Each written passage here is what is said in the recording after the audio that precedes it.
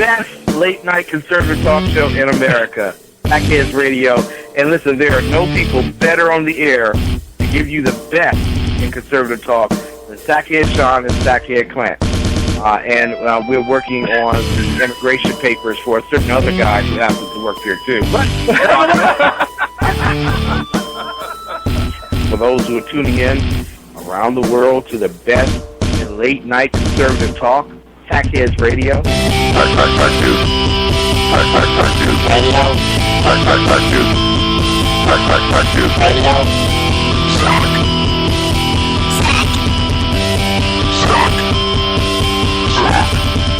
best late-night conservative talk show in America. In America.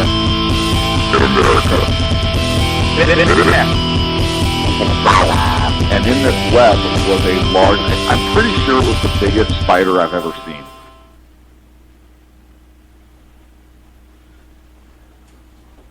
Mute buttons make all the difference in the world. Ladies and gentlemen, welcome to the Sackheads Radio Show. It is the 29th of July, 2015. Thank you so much for joining me. So much to talk about this evening. Sackhead Clint is here somewhere, I think. Sackhead Clint was here a minute ago. Socko should be here.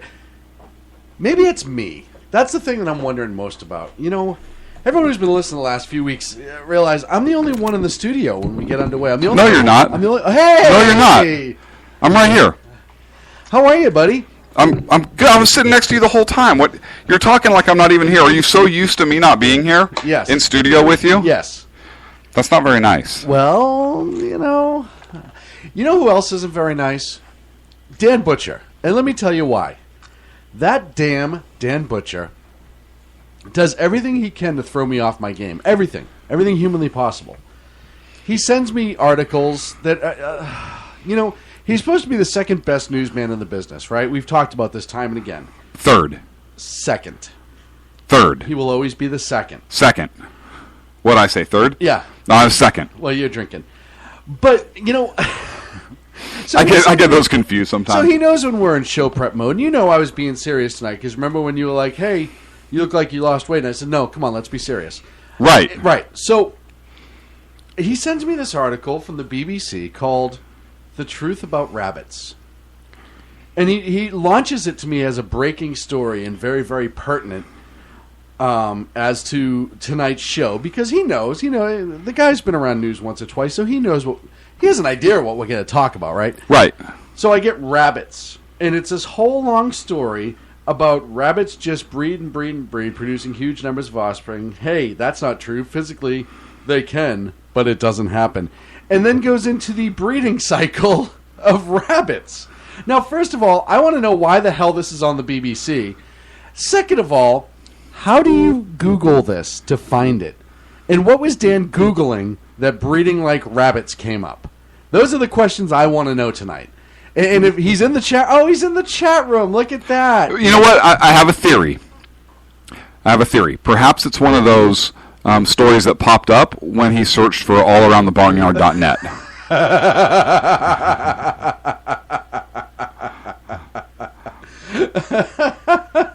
I'm just speculating. Safe search on, Dan. Safe search on. Remember that, buddy. Maybe it was, which is why he got the rabbit story. Oh, I didn't. Right? And then he turned it off and went back to whatever it is he was researching. Ah, that's a good point. And at which point he eventually just yelled, "We ain't found shit!" And I don't know why he was so upset about that, but, I'm just saying. It's a little disturbing when the second best newsman in the business sends me articles like that for our show prep. When we have so much we want to talk about tonight. We don't have anything. Look at the board. It's completely empty. It's devoid of any thought. There's nothing on the board at all. Socko. Oh, that's right. I was looking at his chair. I'm sorry. Somebody brought up a good point earlier. They asked if Socko was legal. And I told him he was, that when we got the papers from the breeder, everything was in order. Right. So he is legal, and he's also AKC certified. No, he's not. Oh, he's not. No, we were trying to get him recognized as a breed. Right. but they turned us down. Why? I don't know. They said he looked like some kind of mix between Chupacabra, which would not meet their definition. But they're starting to allow mixed breeds in. They are, but he's not a mixed breed. That's the thing. Oh. He's Soctarian. He's Soctarian. Socko the Soctarian. We have Caucasians and Soctarians. Or a Soctarian, as it were. Hey, folks, go to shrmedia.com on the right side of the page. Click live chat if you want to get into the other conversation. Ken welcomes all the listeners to Free Socko and the other SHR guys. You know, it's interesting to me how Socko is getting such a following. And we saw this in Vegas, and I know we've talked about this before, but the guy does nothing around here. He literally has a T-shirt that says, "I bring nothing to the table." And he doesn't, which is obvious by the fact that his table is empty right now. He can't even get to work on time. Right. He's supposed to be producing this. And you know... All he's producing is a hangover. We need sound effects. We need a whole And bunch stress. of stuff. Right. A huge... And so I have to do stuff like this. Thank God for them internets. And meanwhile, he is, I don't know, probably having a wine spritzer somewhere, or maybe took a nice young lady out for a cup of water, or something, right? Right. Right. And then couldn't hold a political conversation.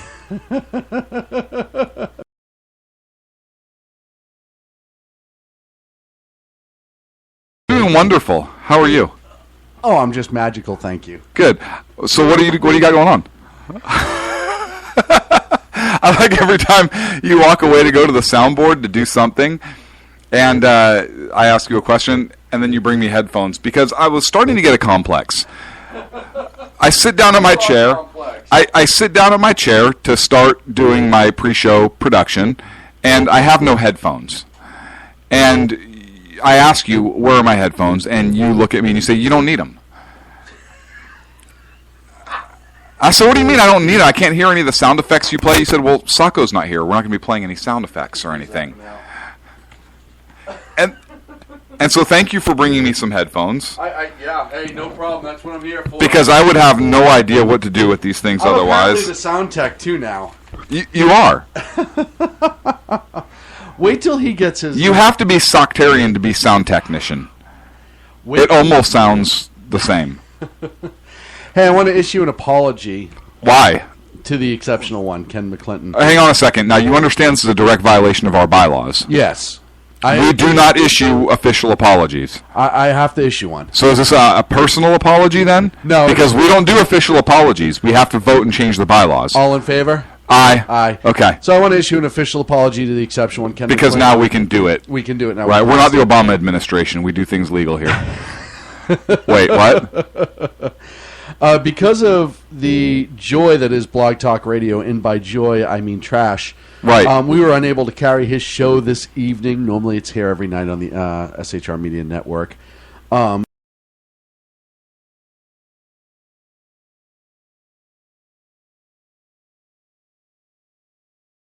Pacific.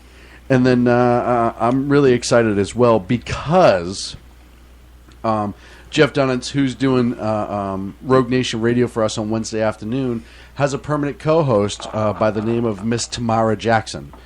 Tammy J is going to be joining him as his permanent co-host on the show. So Okay, and now I'm up to speed, because when you said tomorrow, You had no sometimes idea. I don't, because sometimes with that accent you're actually trying to say tomorrow. So I didn't know if this was a pitch for something happening tomorrow, or you were actually... So I apologize. Go ahead. Look, I'm sure I'm not the only one that was confused by that. No, I know you're not the only one who's ever confused by me. Trust me, I have a whole laundry list of people who have no idea what the hell So do I. And emails.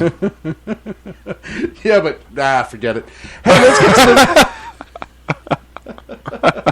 let's get to the big board of topics here on the 29th of July. No, it's not time yet. 2015. It is. It's not. We have 15 seconds. 25 seconds. 25 seconds. Right. So what do you think about those Patriots, Tom Brady?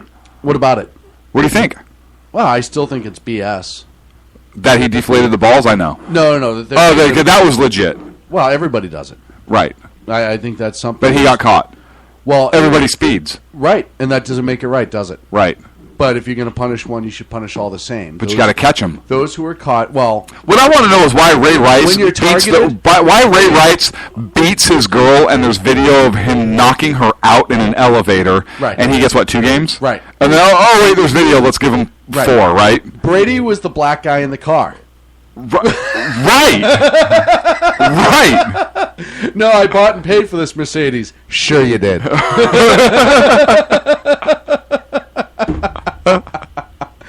You better issue another apology to Ken for that I one. want to issue this apology to Ken McClinton, the exceptional one. Earlier, when I was talking about Tom Brady, I didn't exactly mean it the way it came out. So I just want to apologize because, like most people know, Ken is in fact white. And Look what I got here. Hey, where are the white women at? And that's Ken. That's Ken. That's right Ken there. in Vegas, I Yes. think. And That was him. In that Vegas. might have been Ken in Vegas. You know what's funny is he was on the ground 30 seconds in Vegas with us, and that was the first words out of his mouth. And that's not an exaggeration. That's not an exaggeration. He walked directly up to me and said those exact words. Yes. Now can we get to the big board of time? And then you said, take a look around. Yeah. It's all white women. We're at a conservative convention. Ken needs to say that at like an NAACP rally. Oh, Rachel Dolezal's here. Okay, we're good. Let's We're go. good. Now we're late on the big board of topics. We're late now because of Ken. Wait, that came out Really? wrong.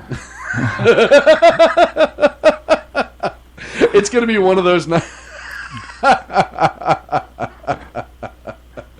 I bet you're a huge Mel Brooks fan.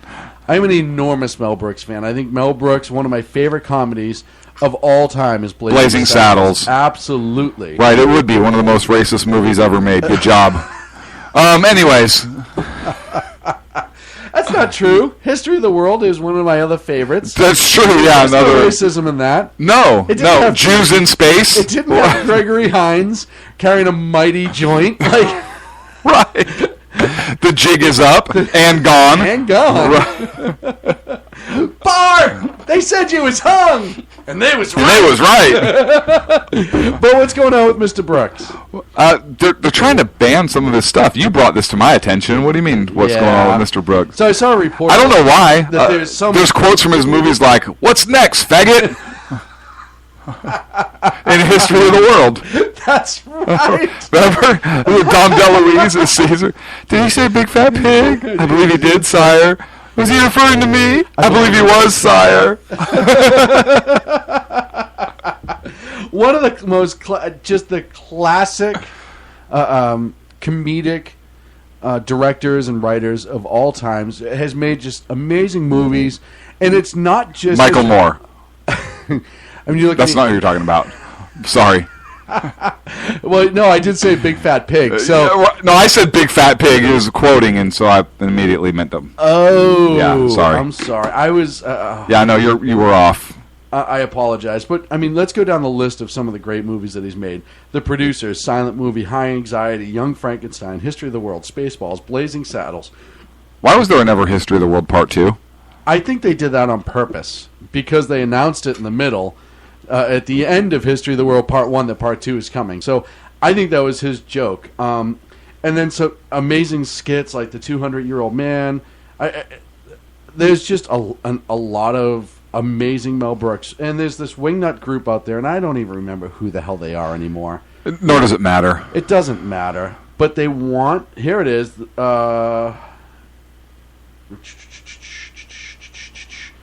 SJWs now want Mel Brooks films banned. And I appreciate Dan Butcher because he finally got me something I can use in my show because he linked... What are you talking about? Wait, in your show? Yeah.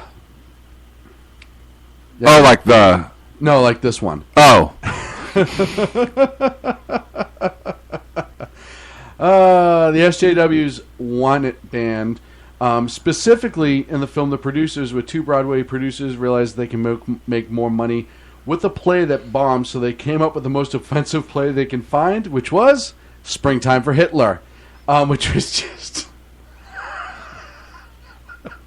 I was just sitting there thinking about what a great movie that was. And it was an absolutely great movie. But, you know, it really starts to get to the point with how far people get offended with something that is obvious satire. Don't watch it. First of all, don't watch it. We have a First Amendment. Why are any movies banned? It's like Disney pulling Song of the South. Yes. Right, with Little Black Sambo. Because people are getting angry. Right. People are just so... We're mad about movies that happened 30 years ago, 35 years ago. More than that. I mean, look at what happened with the Dukes of Hazzard, right? Getting pulled off the air. It's sad to me how people go insane about stuff like this. Now, first of all, if you look at Mel Brooks and you've seen any of his interviews or anything about him, he is anything but a racist. He is... There's not a shred of evidence. Funny, yes. Able to put a pulse on society and kind of see what makes people laugh. He's Jewish and makes fun of Jews like crazy. Absolutely. Fagel? They darker than us. Oof. You put your thing in here, and I nip the tip. He would have a huge Schnitzelgruben. But he's able to take horrific events, really. I mean, especially... And stereotypes.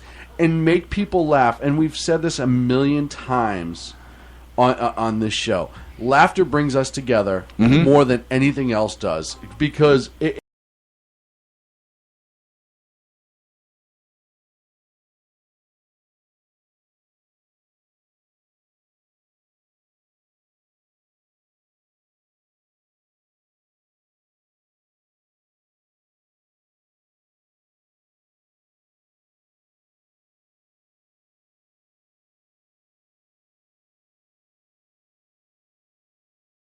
when you've done it well. Net neutrality. Well, net neutrality. But I mean, I want a specific petition about us.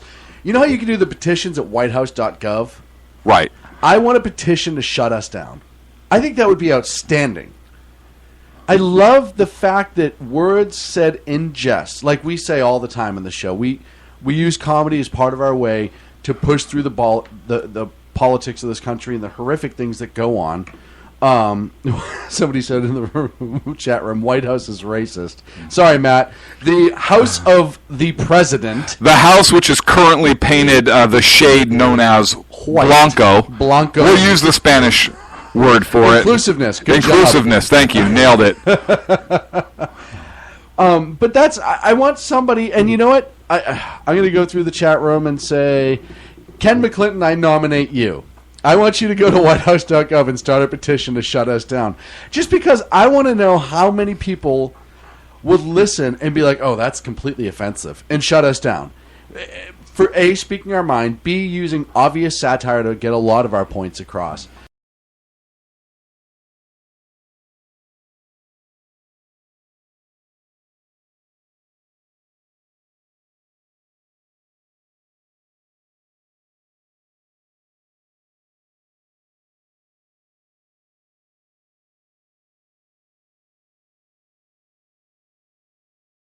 Around the barnyard search. I'm sorry, Dan.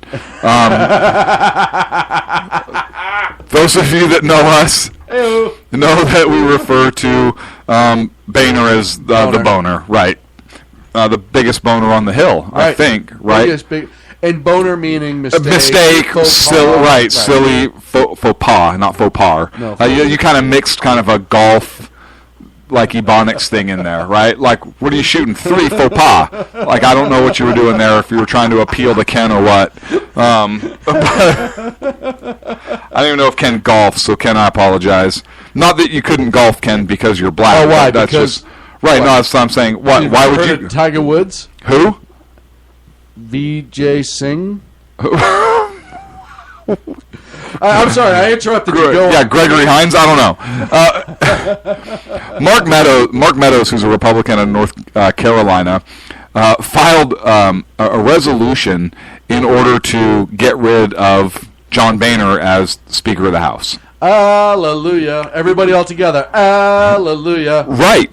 But people are angry. about this. So a lot of the Republican leadership, right? Because they're saying, hey, we need to be focused on the Iran thing. We have other things we need to focus on. We really don't have time for this. Boehner dismissed it as kind of like whatever. He doesn't really care. It's no big deal. But you know what? It kind of is a big deal. And one of the things that Meadows wrote in his resolution was, quote, the Speaker has, through inaction, caused the power of Congress to atrophy, thereby making Congress subservient to the executive and judicial branches, diminishing the voice of the American people. All true. I don't think that is something that's not a big deal. And the fact that verbiage is in there, I would like to see the Speaker stand up and say, you know what, the charges in there, or his words, are serious, because I do take the power of Congress very seriously, and we don't want it to be subservient to the executive and judicial, and this is something that I'm going to take seriously and have a meeting with the Republican caucus and see what we can do to come together. But he basically dismisses it. And there were 25 other GOP members that voted against him when it came time to re-elect him as the House Speaker. And so it's not like it's like 2 or 3 people. There were 25, and who knows how many it's going to get this way. And granted, this is an uphill battle, but there is a clear lack of leadership in the House, and there are some people. Ted Yoho, which is just a fun name to say. Yo-ho. Is he part pirate? Like if he's drinking rum, is it Yoho and a bottle of rum? Do they say that to him and give him like a little pirate hat? 'Cause that'd be awesome. His first day in. If it's him and like his wife or kid, is it Yoho and a bottle of rum? Like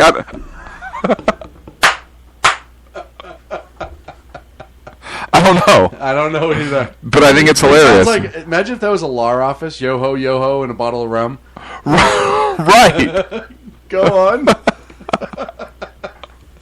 Yo-ho, and a pirate's life for me. I don't know. How am I not a marketing genius? I don't know.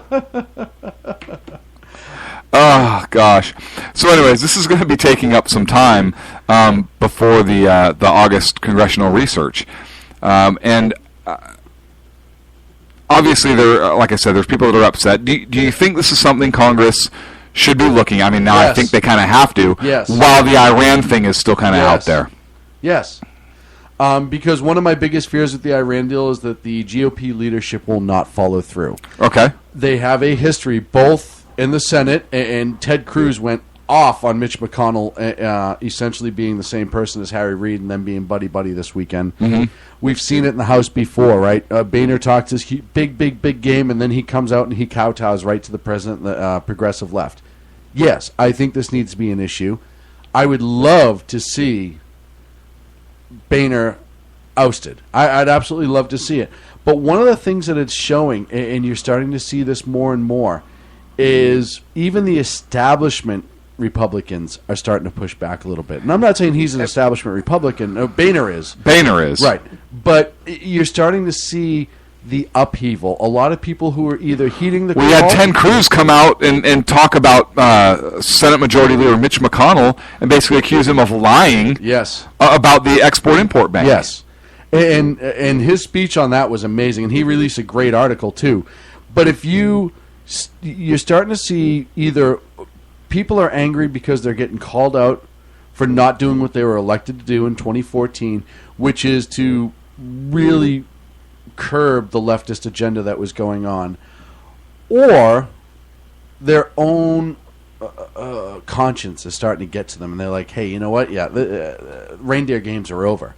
This is getting worse, and it's only going to get worse. And, you know, Ted said it the best this weekend, Senator Cruz.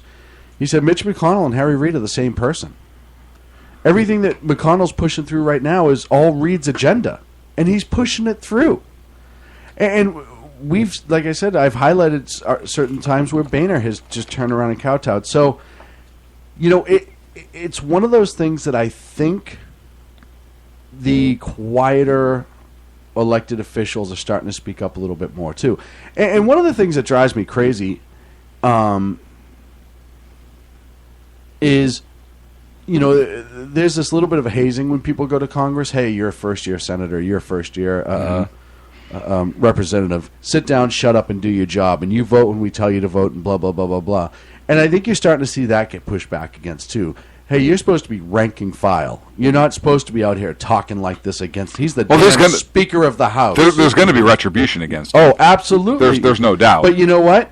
I would rather, if I were that representative, I would rather accept the retribution and have that on record of, hey, you know what, I tried to stop him, and nobody would let me. Right. Well, here's the thing. There's a block of Republicans that do sometimes go and go up against Boehner on certain things. Now, it's going to be interesting to see how many of them actually back this effort, right, and force a new vote. That's what I'm really curious about. Well, Ag said, Ag just put a great question in the chat room. He said, since January 2011, what substantive thing have the Republicans done to stop Obama and the leftist agenda, or punish any criminals from any of the illegal wrongdoing? Nothing. Nothing whatsoever. And because who's been our leadership, the Republican leadership? McConnell and Boehner. And for somehow, and you look at, what was it, the 23 that voted against Boehner on his last speakership? I think it was 23 out of 343? He was 25, but 25. Yeah, right around there. And they all, they all got retribution for that. Oh yeah, some of them were removed from committees. Remember we talked about it on the show when the story came out. So, to say this needs to happen, absolutely it does. You're damn right it does. It needs to happen. It can't happen fast enough for me. I would love to see Boehner embarrassed to the point that he resigns and go away. By the way, vote J.D. Winteregg. He's running against Boehner again this time. Don't be fooled a second time. Don't be. Just don't be. They're going to. Look, do you think that this is going to happen? No. I would like to see it happen, but I don't. In my heart of hearts, the answer is no. Yeah, I don't think it's going to happen. Nobody has the stones to do it. Nope. No stones whatsoever. And you know what, people, if you're listening at home, pick up your phone or email your congressman or congresswoman and honestly, light them up with emails and phone calls demanding, but let them know their constituents are pissed off. Yep. And they have every right to be pissed off because they are doing nothing to stop the administration. They are doing nothing to follow up on the crimes that have been committed. And the only person who does anything, and nobody gives him any support, which is Trey Gowdy. Well, here's the other thing: is Mark Meadows may not call up this resolution, so he may not even compel the House to consider the plan. Wasn't he on Saturday Night Live? Oh, that was Tim Meadows. Yeah. So he drew it up kind of to force a conversation, but who knows if he's even going to have the stones to make the House vote on this. I would make them vote on it. I absolutely would make them vote on it, and don't let them sidestep it. Somebody second it almost immediately. I'm sure somebody would. Or doesn't need to because he filed it. So that's true. I think he can just compel the. He can just compel the vote. You're right. He absolutely can. I would like to see this go forward, and even if they're not successful, and let's say they're not successful to get rid of Boehner. At least it puts, if I'm a representative and I'm an elected official and I'm fighting against the establishment to actually get something done in this country, I want to be on record as the guy who voted against Boehner to be the speaker and then to recall the speakership from him. I want to be that guy. So when I turn around and they say... When I go back to my constituents and say, hey, listen, 2016, I tried. 2018, when they turn around and they say, hey, you guys haven't done anything. Look at my record. Look at what I've tried to do. I didn't go there to vote for the winner. I went there to vote for the right thing. And I did that. And the problem isn't with me. Right. It's with the establishment. It's Reince Priebus and all those guys who... Reince. Who like to sit there and swallow the president's agenda whenever they get a chance. And they never spit it back at him. Right. No, they just take the whole thing. Right. The whole agenda. And they don't even try to turn away. Nope, don't even try. It's just sad and pathetic. Open wide and just swallow the whole pill. What? I don't know. What happened? What happened? I don't understand what happened. I don't know either, but we're up against the break. We are up against the break. When we come back, oh, yeah. Why is Obama holding their nose? He just patted Boehner on the head. We'll be back in 3 here on the Sackheads Radio Show live on the SHR Media Network. In a world controlled by corrupt politicians. You got a business. You didn't build that. A team of ordinary men emerge from the ashes to give voice to the voiceless and hope to the hopeless. Sackhead Sean. Dude, I'm not saying cow for the stupid promo. Sackhead Clint. All good friends of ours usually show up drunk. Also starring Sacco as the producer. I'm a little bit drunk, 'cause I'm drinking. They are the Sackheads Radio Show. Every Wednesday at 8 p.m. Pacific on shrmedia.com.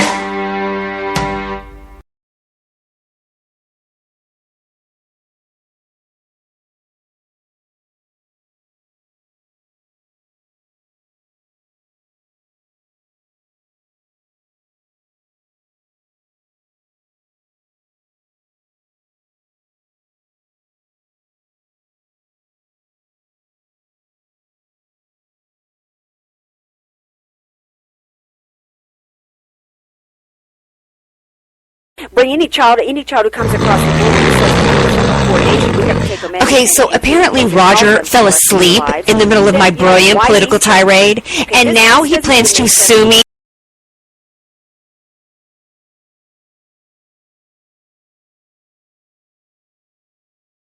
On Financial News and Talk. You know I'm right. Y'all know I'm right. Hello, I'm Matt, a student at Hillsdale College. Here is Hillsdale President Larry Arnn on the continuing relevance of the Constitution. Many argue today that the Constitution is outdated because it addresses problems peculiar to the 18th century. Some parts of the Constitution do read rather quaintly. Consider the injunction against titles of nobility in Article 1, Section 9 of the Constitution. But is that so outdated? The purpose of the injunction is to prevent the government granting special privileges to some for partisan reasons. This strikes at the heart of the rule of law. The crony capitalism so common today is a place where the government bestows favors and tax dollars on some businesses to give them a leg up over others. This is exactly the kind of thing the Constitution was meant to prohibit. The Constitution is not so outdated after all. This Constitution Minute was brought to you by Hillsdale College. To join the national conversation on the Constitution, go to constitutionminute.com. And welcome back to the Sackheads Radio Show live on the SHR Media Network. Hey, folks, jump into chat if you're not already. I know it's late for some of you people on the East Coast, but stay up, huh? You're supposed to be East Coast. You're supposed to be tough. So we went from a pack of do-nothing to essentially a pack of monsters. Earlier this week, we had the set of 3 videos released from the underground organization that was ousting Planned Parenthood. This is just... I don't even know. And, you know, before we get too far into this, you know, the big story all over social media right now and all over the news is Cecil the Lion. Because there was the dentist from Minnesota, who, by the way, is now getting death threats and had to close his business and move and all this other stuff. And I'm not condoning the killing of the lion. I'm one of those people. I have no problem with hunting, but if you're gonna hunt it, you eat it type thing. That's my big belief on it. Yeah, I don't hunt anything that I don't eat either. Right. But if you do and it's legal, I mean that's your decision. Right. It's a choice versus anything else. And really, okay, he killed a lion. It was a famous lion. Okay, it sucked. But it doesn't suck on the level that people are making out. It's more of a, I'm like, oh, bad on you, dude. Like, it's more of an a-hole move than a you need to die move. Right, exactly. I'm just, you know, I'm one of those people. So you baited the lion off out of the reserve so you can kill him. You're a douchebag. Right, but you should. Right, you're a complete douchebag. Your life shouldn't be destroyed. Right. And more importantly, it shouldn't be getting more outrage than the damned Planned Parenthood story. Right. That's the part that sickens me. You have more people, oh, the poor lion, It's just tissues. It's not real babies. Right. Well, so is the lion. The lion's just tissues. The lion's not even property. No, it's not. It's an animal. Right. And I'm sorry for all you animal lovers out there. Look, I don't agree with the shooting of the lion. That's not what I'm saying. But it's an animal. Right. It does not have the same rights and privileges as a human being. It's adorable, but so aren't babies. Right. And yeah, but you know what? It's one lion versus the hundreds of thousands of babies that have died at the hands of Planned Parenthood. Right. And not just, and I've said this on my show, and I'll say it till I die, I understand abortion in certain cases, medical cases, rape, incest. There are times where I can understand why the person... You can understand an argument for it. Right, absolutely. However, to be used as a Plan B, which Planned Parenthood currently is, kids get pregnant and they're like, and you don't even need a parent's permission. You just which is ridiculous. Go to a Planned Parenthood, 14, 15 years old. They give you an abortion. They give you some medicine, tell you not to tell anybody, and go on their way.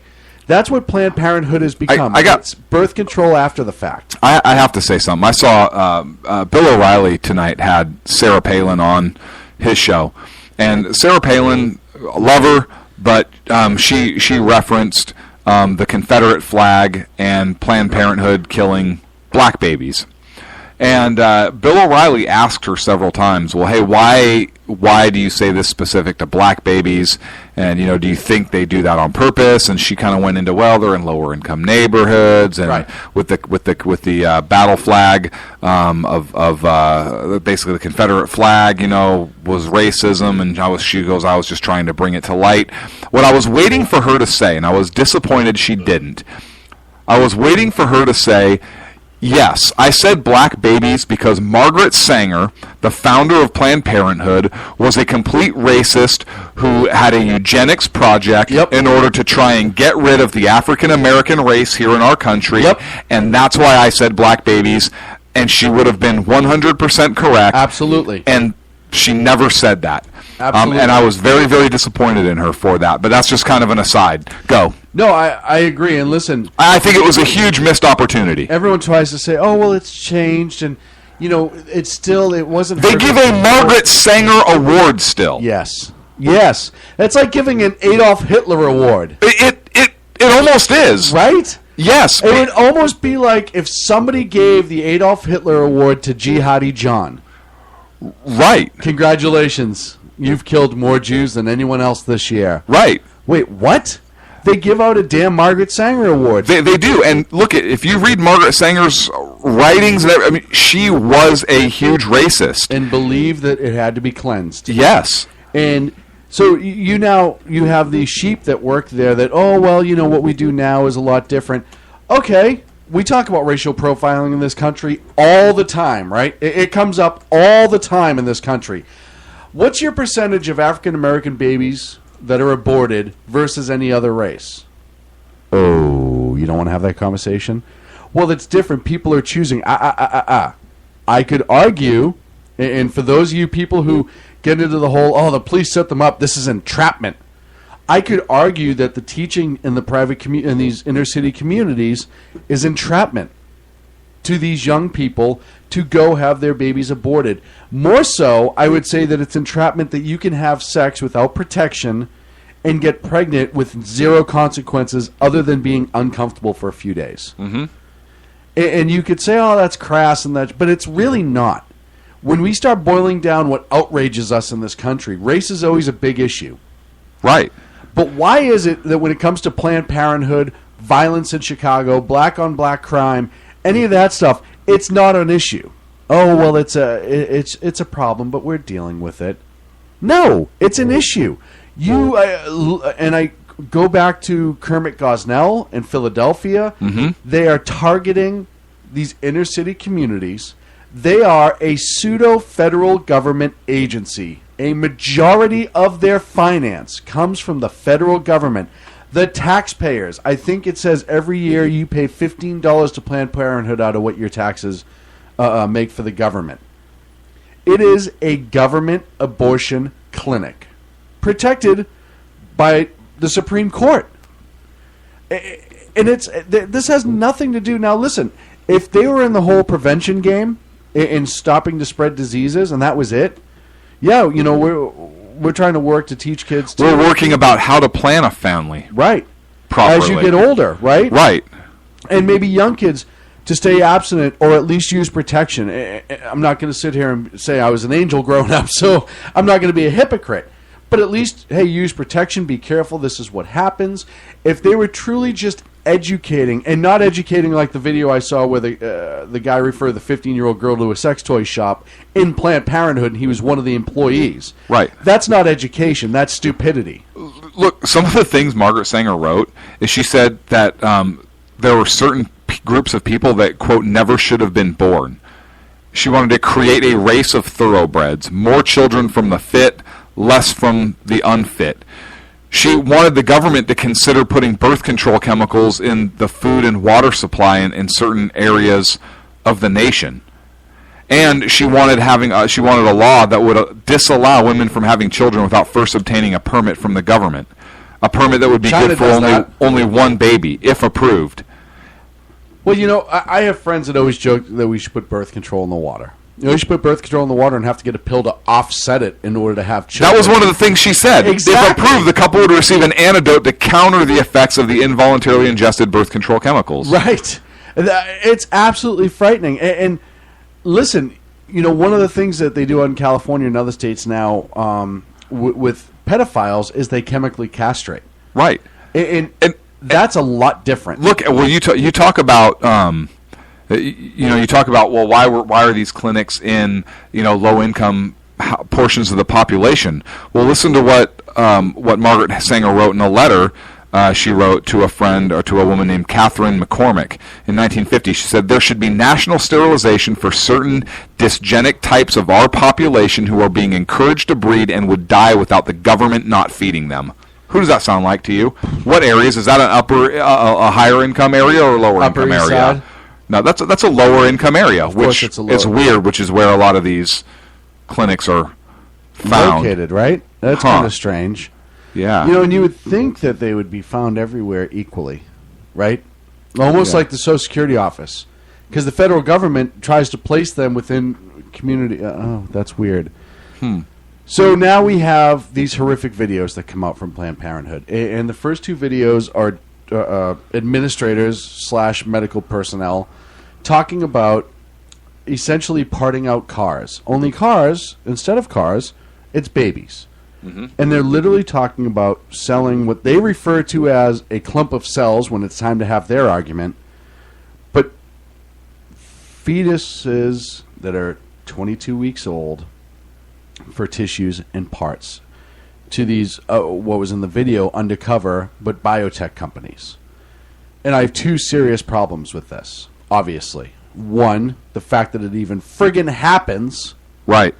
Because now you're literally encouraging people to get abortions so you could take those aborted babies and sell them. If that was any other federal agency, people would go insane. Right. It's almost like a Ponzi scheme. Well, I like the left's answer too when you ask them about Margaret Sanger and she wasn't she a racist? Well, they said, well, she should be judged. She shouldn't be judged by today's standards. No. Well, wait a second. The Confederate flag is. Right. Our founders are. Our founders are. Let's see. All the Confederate soldiers whose graves have been desecrated are. Right. I am. Anytime somebody even looks at me the wrong way and they're like, oh, you white racist. Right. Well, no, you have to be because your ancestors were. Actually, mine weren't even here when that happened. Right. Right. And the British started all of this. I just want to remind everybody of that. I was Irish Welsh. My people were actually taking slaves as well. Right. Let's not have this discussion. Right. The British brought the slaves here first. That's all I'm saying. Right. So, and the Muslims had people in slavery well before that. So, you can't say that. You can't say Muslim. You can't say Muslims enslaved anybody. You can't say Muslims on a plane. What? Wait, what? Bomb, bomb, bomb, bomb. And then when a group goes to come public with this, there's a judge in Los Angeles. Yes. That ruled that they cannot release any additional videos until there's a hearing. What, August 19th? Yeah, August 19th. The Senate's having a hearing on the funding for Planned Parenthood. No. This is another. This is for the Los Angeles County judge that ruled that no more videos could be released. Nothing can be released from this group. No other videos can be released until there's a hearing, which I think is on August 19th. So they put this judge put this But what's the hearing order for? in place. I don't understand what the hearing is for. Stuff. Well, is somebody charged with a crime? Stuff. Are they saying that, it's the illegal way that they obtained these videos? No. No. The Los Angeles Superior Court, they prohibits the Center for Medical Progress from releasing any video of the STEM Express officials that were taken in May. So the group brought legal action in Los Angeles. I don't know why, because I think STEM Express is in Placerville, California. Center for Medical Progress, they released, that's the group that released the 3 videos so far. And this judge says, nope, can't release any more until there's a hearing. Scheduled for August 19th. And what was this judge's name? Do we have that? Douchebag. Hang on, let me see if I can find it. I just want to see who this judge is. And it's not, I've read 3 stories, and believe it or not, the judge's name I cannot find the judge's name. Is not in it. If anyone has the judge's name, shoot it to me. I'd love to have it. Or email it, because I don't want people to take that out of context.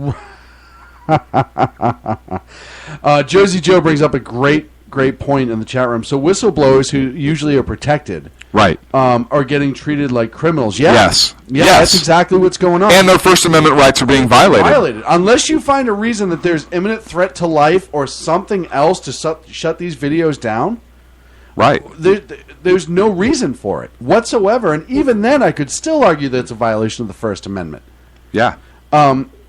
So I want to know where the phone call came to. You know what? I want somebody to file a motion right now to get the judge's emails and phone calls to see if there was a phone call made. It's interesting you say that, because there was a group that tried to get Freedom of Information Act records fast-tracked under the breaking news thing for the whole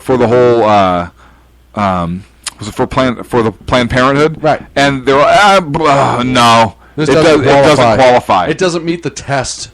Right. Wait a second. Aren't you the most transparent administration in history? We meant multicultural.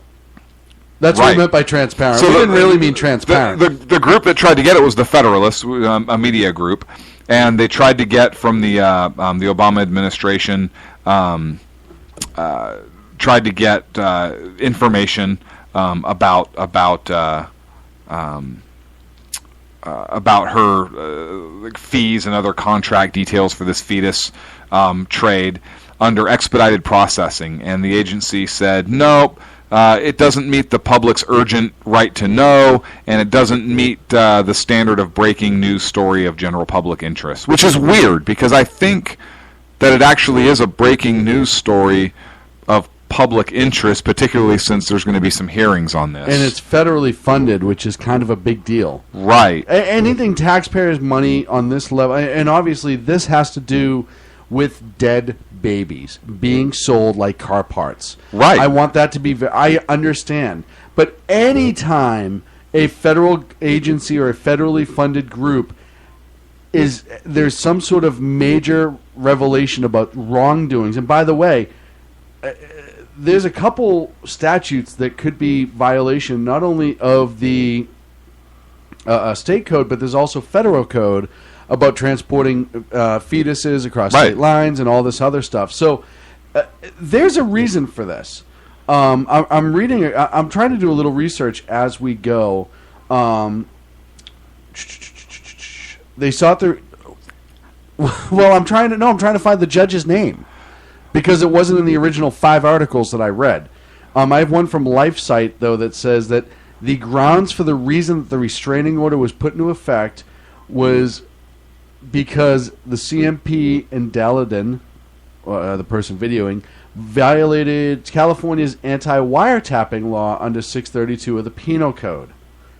Okay, but when you have a whistleblower status, doesn't that automatically protect you from that? I don't think so. Not from the wiretap laws. Really? Yeah. Okay. It's still... Not from wiretap laws. Because if somebody thinks they're having a private conversation, but if they're still charging, if they're still being charged, no, you can't violate the. No. What I'm saying is the LAR. The LAR. If they're going to bring charges, then bring charges or don't, but don't issue a restraining order in case of, right? Because if you feel that there's enough probable cause, the DA can go and have a warrant issued and have them arrested and bring charges immediately, and then that changes it. But that hasn't happened yet. Right. According to this thing. So that changes a lot of it, too. So I want to know... At this point, the judge should say, in my opinion, hey, nobody's been charged. There's nothing I can do. There's nothing I can do. It's a First Amendment issue. They're releasing it. If time comes when they're charged with a crime and they committed a crime, potentially, then we'll stop it pending that action. But until then... Yeah, a spokesman for CMP went on to say the ruling is very narrow, concerning only one specific meeting, and it is temporary and contingent pending further litigation. The judge actually threw out completely the part of STEM Express's case where they were asking to suppress the documents of their baby part sales. So at least the judge right said no. But I still think that this is just an egregious violation of the First Amendment. I really do. The fact that they're, like you said, if there's charges, great. Because now they could seize this as evidence. There's a whole bunch of things that you could do. And a good question in the chat room, and I'm not 100% sure on this, especially in California, but do wiretapping laws apply to, quote, legitimate journalists? And I'm sure the answer is probably yes. But you would have to say that these guys amount to legitimate journalists, blah, blah, blah, blah, blah. The simple fact... What's a legitimate journalist? Right. Now everyone can be a journalist, and I'm not against that. Don't get me wrong. No, that's what I'm saying. Right. I think everybody who wants... Because there are people that would look at us and say they're not legitimate journalists. Right? I've written articles. I've been published. So have I. Right. But... we have a show. I would say that I'm not a legitimate journalist. That's my point. There are some people out there that would say that we're not legitimate journalists. I think we're screwballs with microphones. But are we? Are we really, Sean? You have no pants on. How dare you ask me that? And that's my point.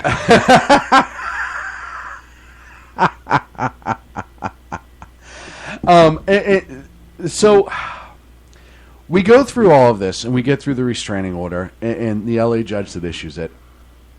And what scares me is what spiders. No, they don't bother me. Oh, that bothers me. They scare but snakes. Like a little girl. Snakes don't really bother me either. That's not true. Anaconda. You were drunk. Ken was there. Never mind. Anyways, you got right. I remember. Right. No, you don't. Not really. Not until you saw the pictures. I kind of remembered. But it brings me to the point is, what's in that video that they are so afraid of? I think we've seen some of it, but there's more, right? And I think the maybe there are more damning ones, or maybe just the preponderance of the amount of damning videos that are out there. Look, either way, I hope Congress gets their hands on them. Look, the Senate is going to be voting to try and defund Planned Parenthood, right? And I think they need 60 votes. Harry Reid, that awesome human being, said, good luck. We're dealing with the health of American women, and they're dealing with some right-wing crazy. We're dealing with the health of American women. And they're dealing with some right-wing crazy. Right. That's what... That guy's such a DB. Hey, way to weigh the evidence and legislate responsibly. So there's 54 Republicans in the Senate. Most of them are opposed to abortion. There are a few anti-abortion Democrats. But that one of them, Bob Casey out of Pennsylvania, said that he would not support an effort to defund Planned Parenthood because they provide all kinds of primary health care for women. So that gives them a pass. And here's the problem, and I said this too. If they want to completely defund Planned Parenthood, but I also look at it like Sesame Street, right? Planned Parenthood can make money on its own without selling baby parts. But they can make money. They have a ton of private donors. Many have started to pull out all of a sudden. But never mind.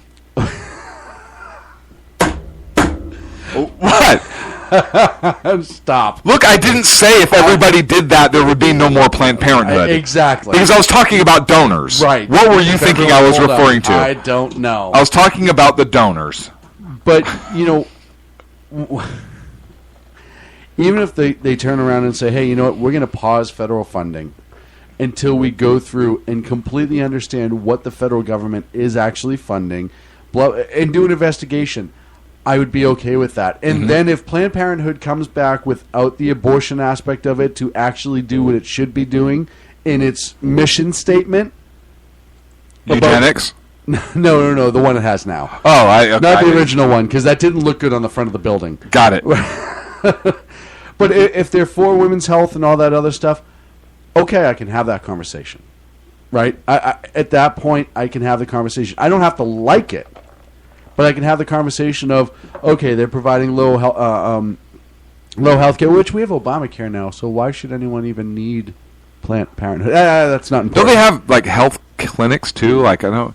Well, and that's what I mean. If they turn clinics. Planned Parenthood into a legitimate health clinic and diverted the funding that way for inner city youth to actually get legit treatment, help, and education, and education, and not abortions, and if they were permitting them under the law over the age of 18 with the signature, all that, okay, I can even, because it's legal. I don't have to like it, but it's legal.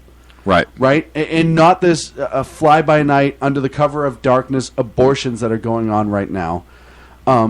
I don't have to like it, but I can have the conversation. Yeah, when somebody's 14-year-old daughter could go into and have an abortion without their parents know, what happens if there's major complications? Because that's a procedure. It's it's surgery, and the parents have no idea what happened. And I think it's amazing that... And the daughter doesn't want to tell them what happened, and so now they're stuck. I mean, what? And you look at California, I'll use California as the example, one of the highest concentration of Planned Parenthoods in the country in the state of California, as far as per capita, right? In a lot of inner cities, there's Planned Parenthoods everywhere. Oakland, San Francisco, Sacramento, L.A., etc. But this is the same state that will not put to death convicted murderers and rapists. Yeah. Because it's cruel.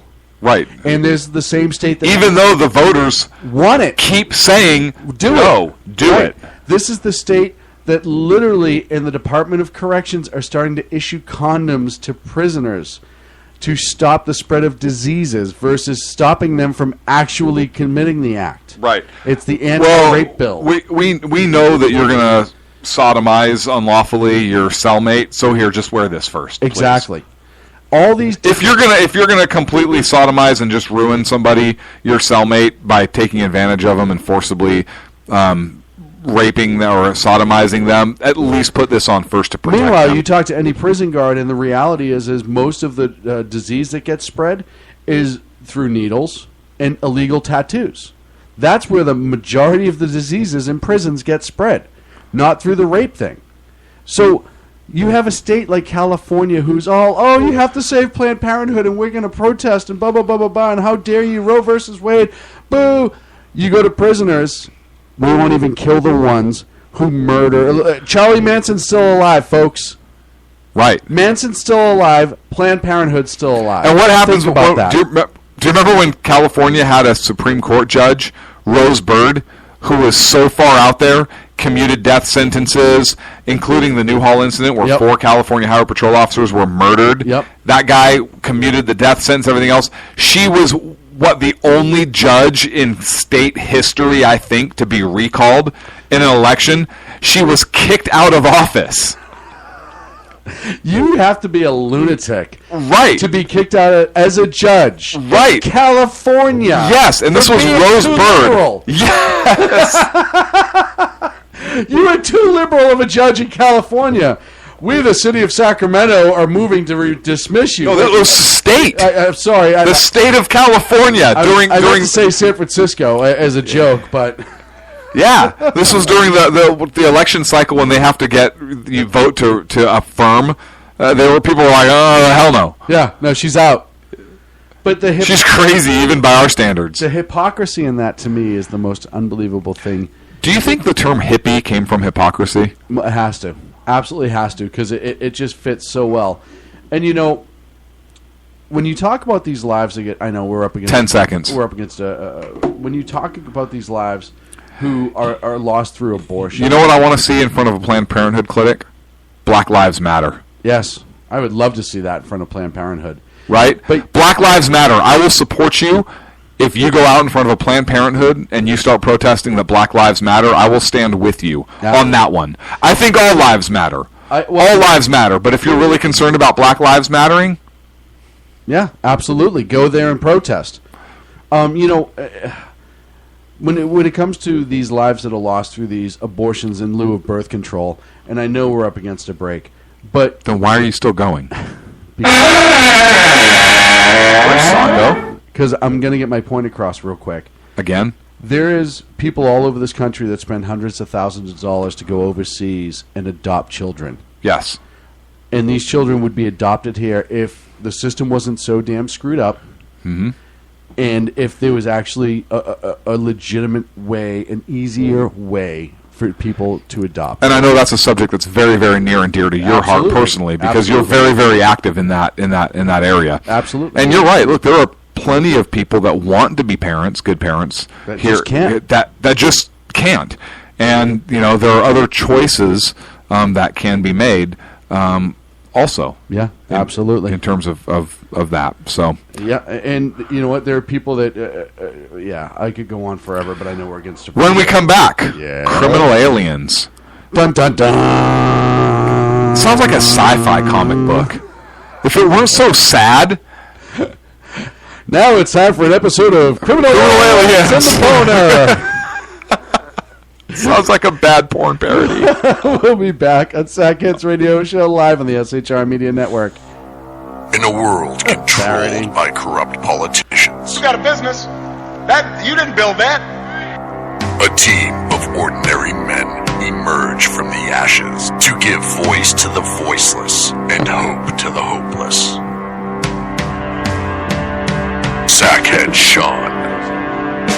Dude, I'm not saying cough was stupid promo. Sackhead Clint.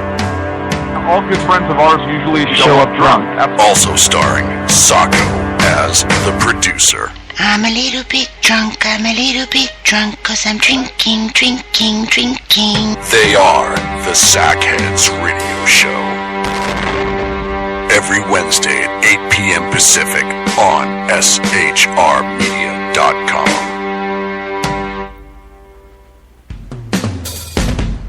This is Tammy Jackson, inviting you to join me on the Tammy Jackson Show every Tuesday night at 7 p.m. Pacific on the 405radio.com.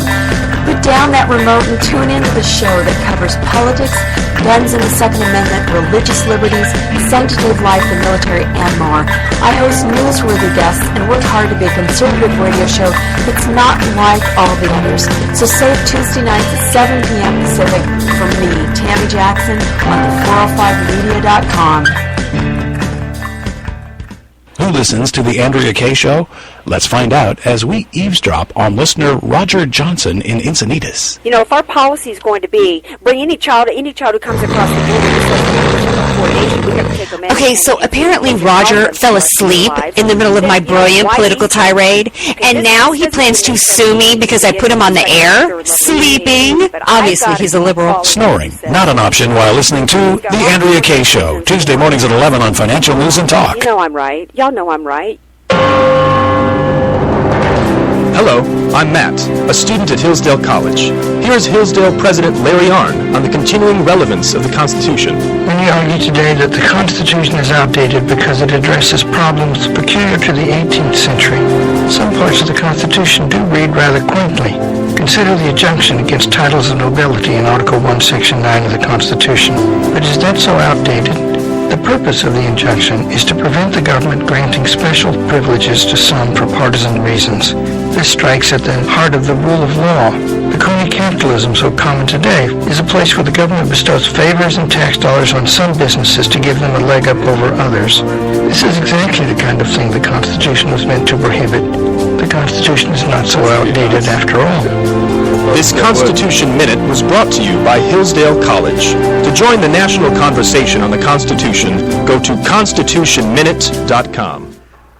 And where is Sacco? I don't know. You know what the best part is I texted him earlier today. He's like, hey, I'll just be a few minutes behind tonight. Okay, we're an hour into the damn show. So we're 1 hour and 4 minutes. We are on the downside. We have less than 1 hour left. This is usually the part where we make fun of Sacco for like 10 minutes because we don't have any material. Right, we have 55 minutes to kill and Sacco's not here. So let's talk about Sacco. He's probably out with some broad. No. Oh, no, you're right, he's not. Or if he is... They're ordering water. So anyways... They're just dancing and ordering water. They're ordering water. So sweet. It doesn't stay in Vegas. What? I thought I heard something. No, I sneezed. No, Gesundheit. Matt Rivera, a good friend of mine who's in Facebook, says, make fun of me. I can't because, Matt, if you don't follow him on Facebook, he's a very, very smart, good conservative dude who also served our country bravely in the Middle East. And so I won't make fun of you that easily, Matt. It'll take me a while to actually... you got to do something good for me to make fun of. Dave, on the other hand, Agador, I'll make fun of in a second. Right. Right. The Nutty Professor. Well, I'm sorry, not the Nutty Professor, but...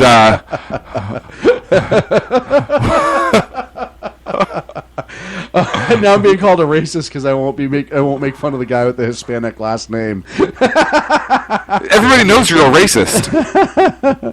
Let's see. We do have Jersey Joe in the chat room. We could make fun of him. Why? Because he's from Jersey? Yeah, I could go with that. But he's smart too. Egg's if they're listening to us, they're smart. Yeah, Egg's really smart. Mary's just too big of a sweetheart. Mary's awesome. I go through our Let's make fun of Ken because he's black. Yeah, let's talk about Ken for a few minutes.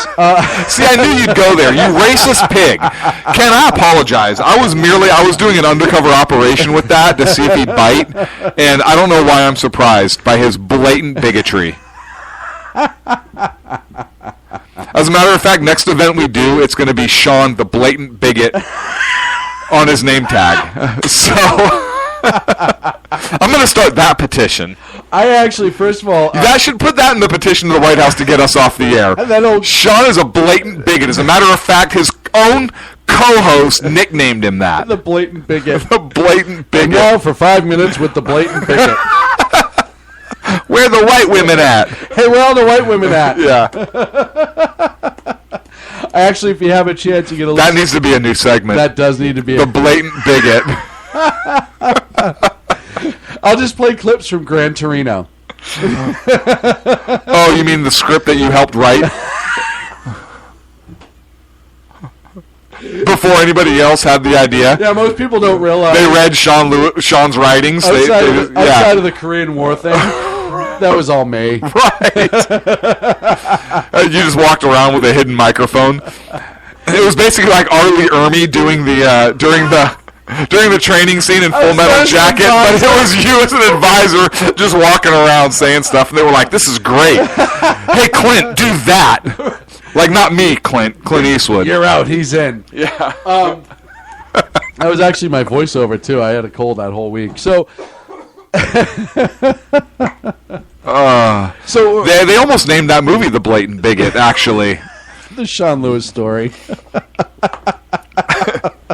I'm going to write a book, Sean. If you have a chance, Jersey Joe, who's back this week, his show podcast will be up tomorrow on Spreaker. Also, The Unpleasant Blind Guy released a conservative bite this week. It is absolutely awesome. You got to check it out. If I can find it, I get to pull up Egg's newest commercial for his podcast because it is awesome. So I'll try to find that before we go. But we got to get back to topics here on the Sackheads Radio Show. I'm glad you said on the Sackheads Radio Show, like our people have no idea what they're listening to. They don't. What do you mean those people don't? Those people. I cannot apologize again for the blatant bigot strikes again. Apparently, I don't understand what his problem is today. The blatant bigot. Somebody write that down now. That's gonna come back. Oh my gosh! Hey, speaking of blatant bigots, criminal alien strikes again. In Ohio, a criminal alien is suspected of murdering a woman, wounding another, and then attempting to rape a 14-year-old girl. He's a dreamer. he dreams of something, right? He's just a dreamer. He's just a dreamer. This a-hole was released earlier this month by Ohio sheriff's deputies after the Obama administration, U.S. Customs and Border Protection agents, told him to let him go. No, we don't need to hold him. Yeah, well, just let him go. Juan Emmanuel Rezo. He's 35 years old. He was arrested Monday. Now, he did all of this, and then he gets involved with a gun battle with law enforcement.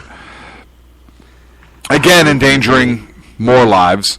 He later shot a woman in front of her children, murdered a 60-year-old woman in Concord Township.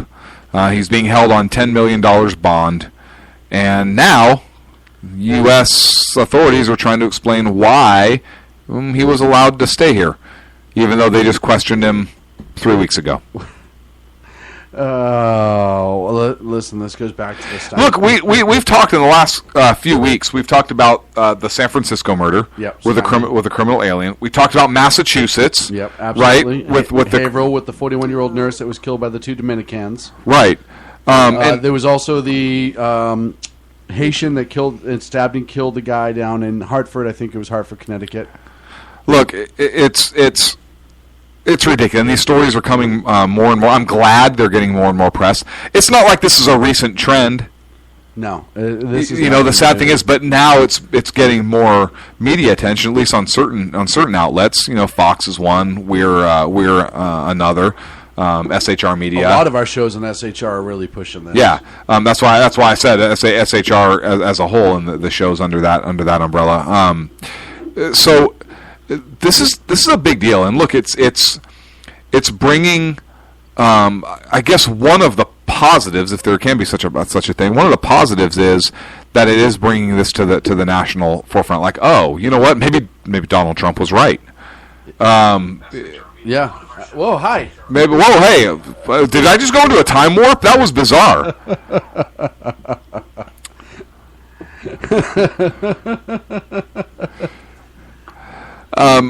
Look, we had the father of the San Francisco victim testified before Congress, and I think used the term criminal alien. Right, he did use the term criminal alien in his Now, we have to brag for a moment. Yeah, and we talked about this. This is a hard thing to take a moment to brag about. This is a hard thing to brag, but we have to do it. Yeah. So we had not heard the term criminal alien prior to us using the term about, was it 3 years ago? 3 years, yeah.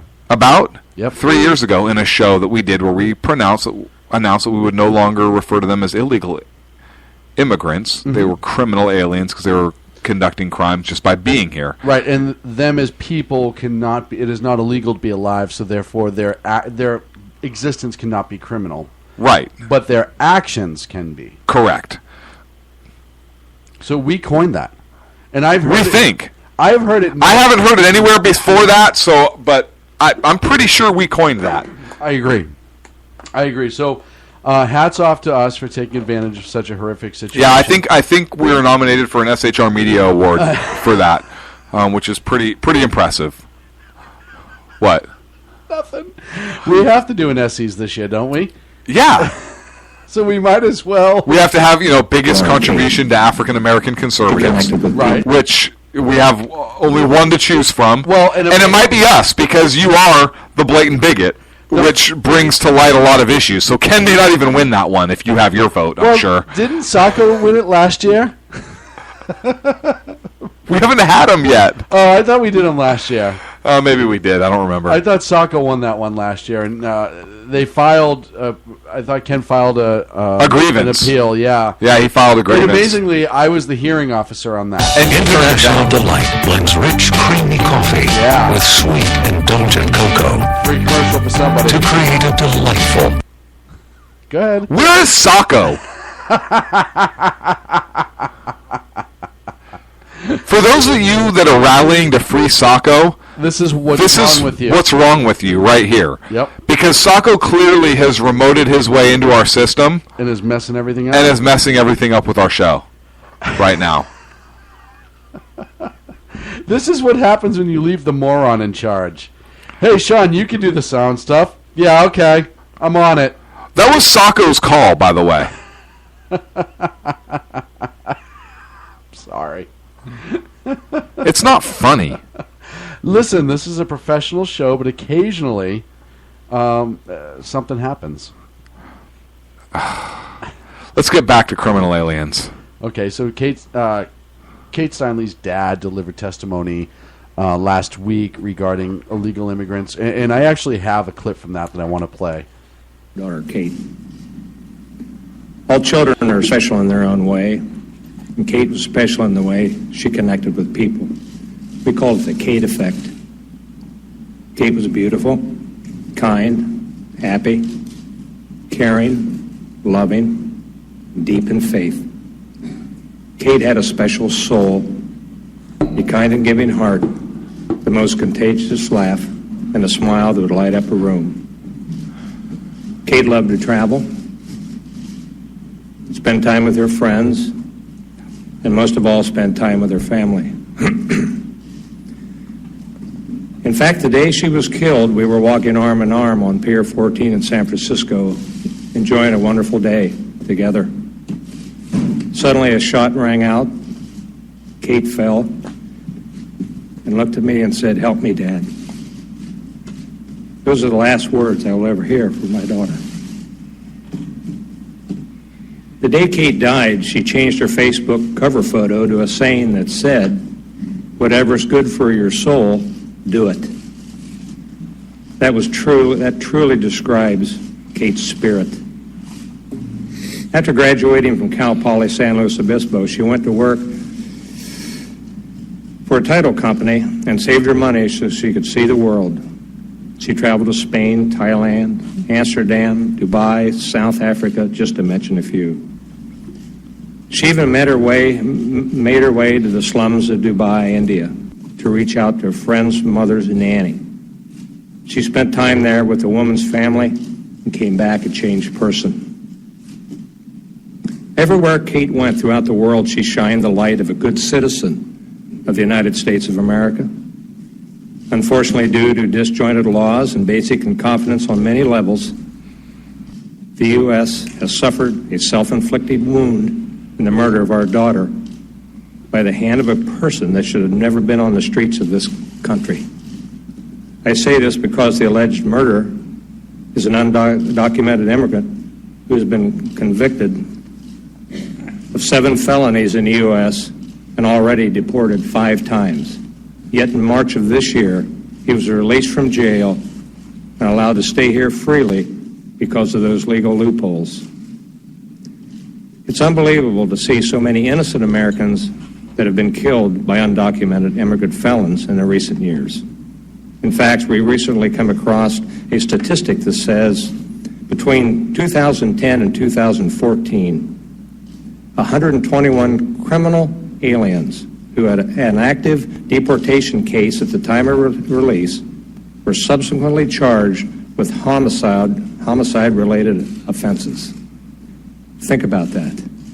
121 times over the past 4 years, an illegal immigrant with prior criminal convictions that later went on to be charged with murder when they should have been deported.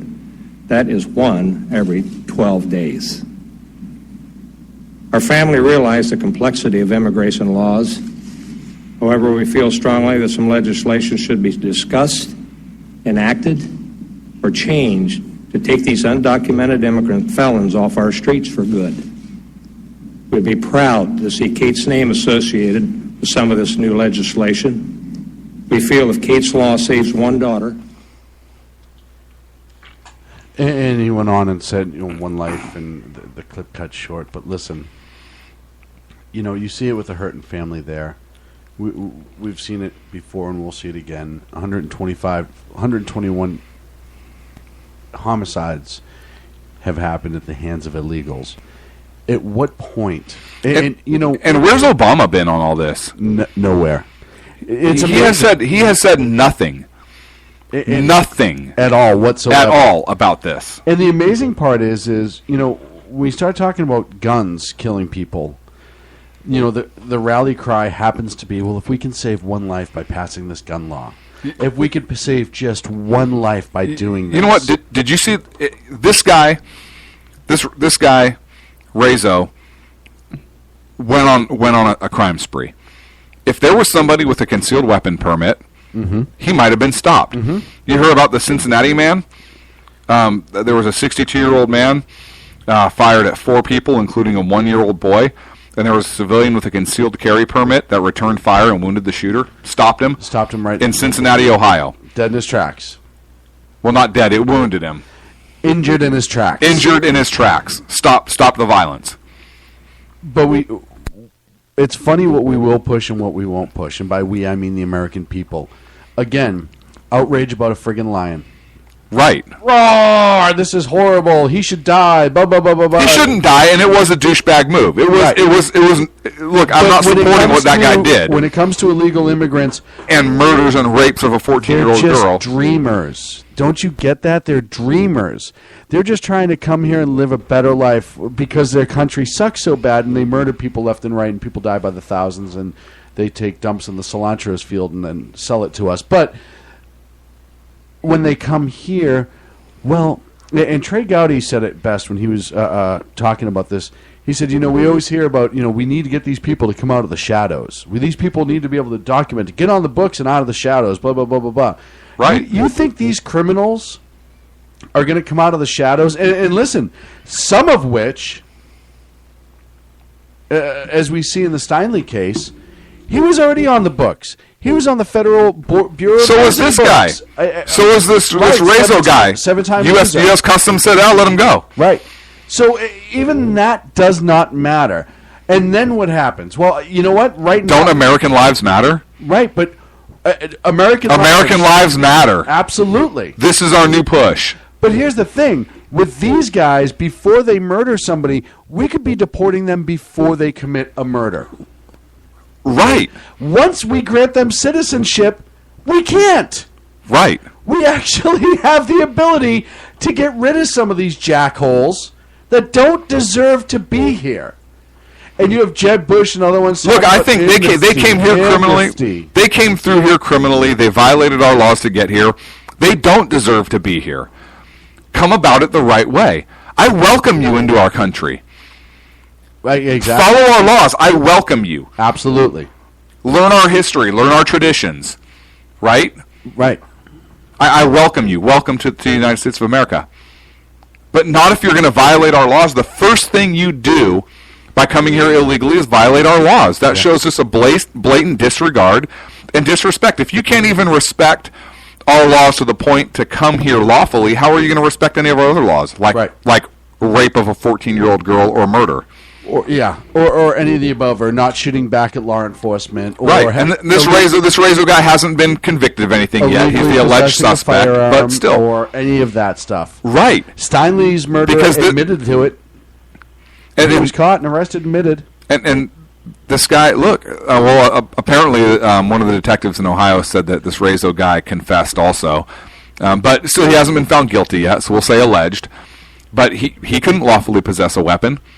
And yet, he had one. What do we need? He pass more laws? First of all, it's pronounced law. Second of all, the answer is yes. Yes, we will pass more laws. We need a law saying that criminal aliens cannot possess or murder. Well, that's already. And then the funniest part is people who are on the forefront of this and trying to actually give local authorities or fight to get local authorities the right to enforce federal immigration detainers. Amazingly, his office, Joe Arpaio, gets raided by marshals this past week. Weird. How many times have they gone after sheriff? And listen, whether you like him or not, he's elected by that local population. And they've gone after him, 4 or 5 times now, and they haven't been able to get him. Look, they like him. Right. He's elected by the local people. He is doing what they want. What they want. Yep. So... But they'll go after him in a minute. Mm-hmm. These illegals who kill and murder and rape and steal and deal drugs, it's just drugs. It's a victimless crime. It's a victimless crime, right? How many people die in drug deals all the time, or shootings, or how many innocent people die when the bullet goes awry in drug deals? Well, it's an innocent crime.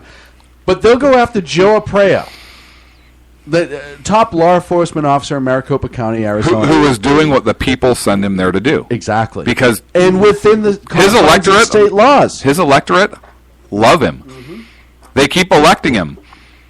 Butt out of local politics, feds. Yeah, get the hell out. So, when we talk about illegal immigration, and then in the last segment we talk about Planned Parenthood, it's funny the people that we will defend in this country through the rule of law are not rule of law in some respect. It is funny what agendas get pushed like a damn lion, but it gets ignored like criminal aliens murdering people and Planned Parenthood. Right. The agenda is sickening, and I hate to say it, but it's a constant thread, right? It's mainstream media and the leftist agenda. At the end of the day, that's what this comes down to. I read in an article this week that the guy Sanchez that allegedly committed the San Francisco murder. He said he was in San Francisco because he knew that the police there would not turn him over for deportation. Really? Yeah, I read that. It was in Fox News article on the Ohio shooting, and the name of the article, if I can pull it up here, is "Illegal Immigrant Ordered Freed by Feds Now Suspected of Murder in Ohio." FoxNews.com by Edmund DeMarch, published on July 29th today. So in that article, he says that the suspected San Francisco killer came to San Francisco because he knew it was a sanctuary city in essence. He knew he wouldn't be turned over for deportation. That's bizarre. I don't know. It's kind of like what we say, right? Criminals know where they can go and where they can't go. Yeah, well, hey, way to bring him into your jurisdiction there, San Francisco. You really nailed that one. Yeah.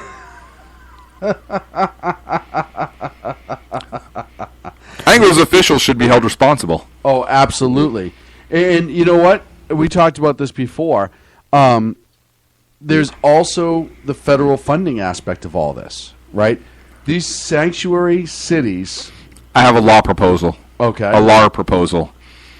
If you are a criminal alien and you commit a homicide while you are in our country illegally, it is a special circumstance and the death penalty should apply. I agree. Make it a special circumstance. Make it a capital case. I agree. And give no prosecutorial discretion for it.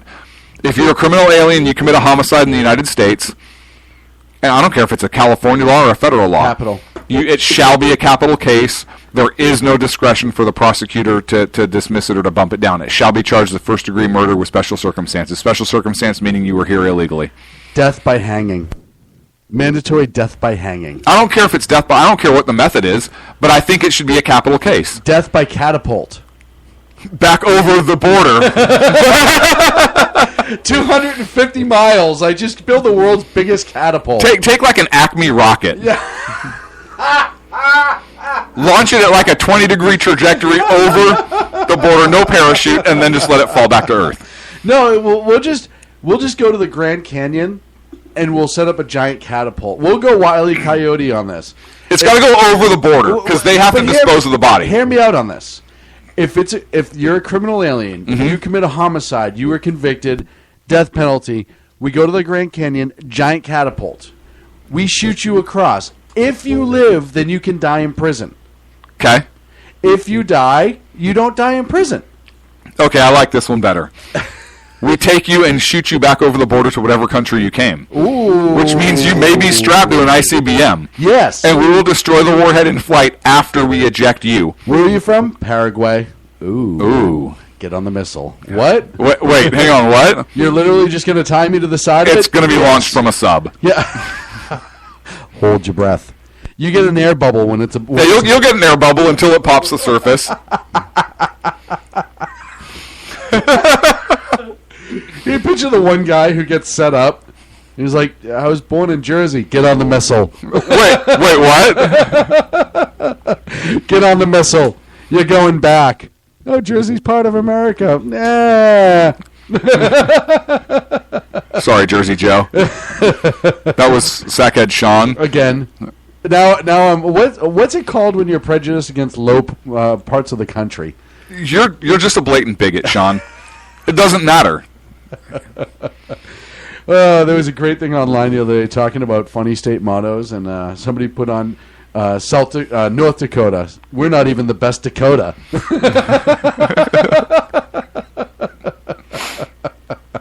California, we're communists too. Yeah. California keeping communism alive since 1972. California, we have a red star on our flag for a reason.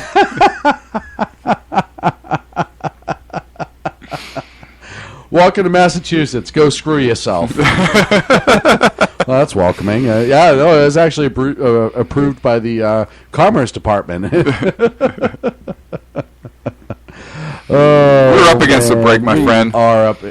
Oh, hold on. One last idea on how they should be killed: death by piñata. The victim's family, if they choose to be involved, can be involved with beating with the stick until they pop. Does that mean we have to shove candy up their canoodle valve? Oh, up their rectum first? And that's a question. I'm not saying I agree with it. I'm just asking the question. We got to work that out. I think we got to work that out, which we'll do with the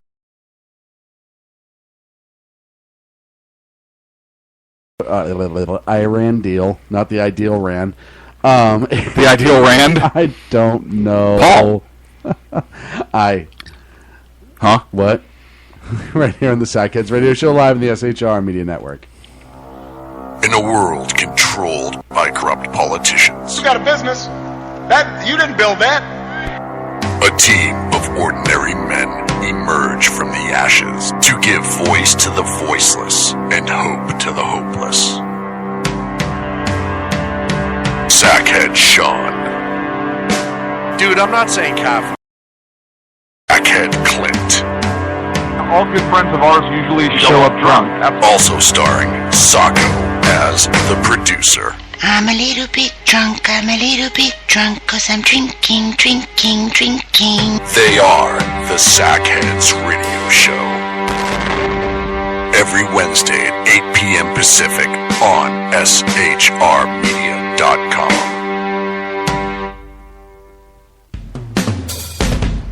This is Tammy Jackson, inviting you to join me on the Tammy Jackson Show every Tuesday night at 7 p.m. Pacific on the 405radio.com.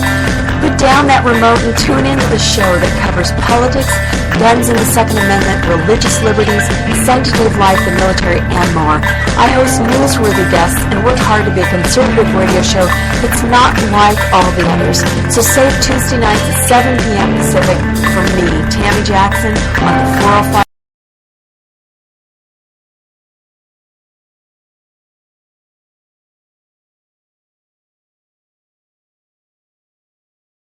You know, if our policy is going to be bring any child who comes across the border, we have to take them in. Okay, so apparently Roger fell asleep in the middle of my brilliant political tirade, and now he plans to sue me because I put him on the air, sleeping. Obviously, he's a liberal. Snoring, not an option while listening to The Andrea Kaye Show, Tuesday mornings at 11 on Financial News and Talk. You know I'm right. Y'all know I'm right. Hello, I'm Matt, a student at Hillsdale College. Here's Hillsdale President Larry Arnn on the continuing relevance of the Constitution. Many argue today that the Constitution is outdated because it addresses problems peculiar to the 18th century. Some parts of the Constitution do read rather quaintly. Consider the injunction against titles of nobility in Article 1, Section 9 of the Constitution. But is that so outdated? The purpose of the injunction is to prevent the government granting special privileges to some for partisan reasons. This strikes at the heart of the rule of law. The crony capitalism so common today is a place where the government bestows favors and tax dollars on some businesses to give them a leg up over others.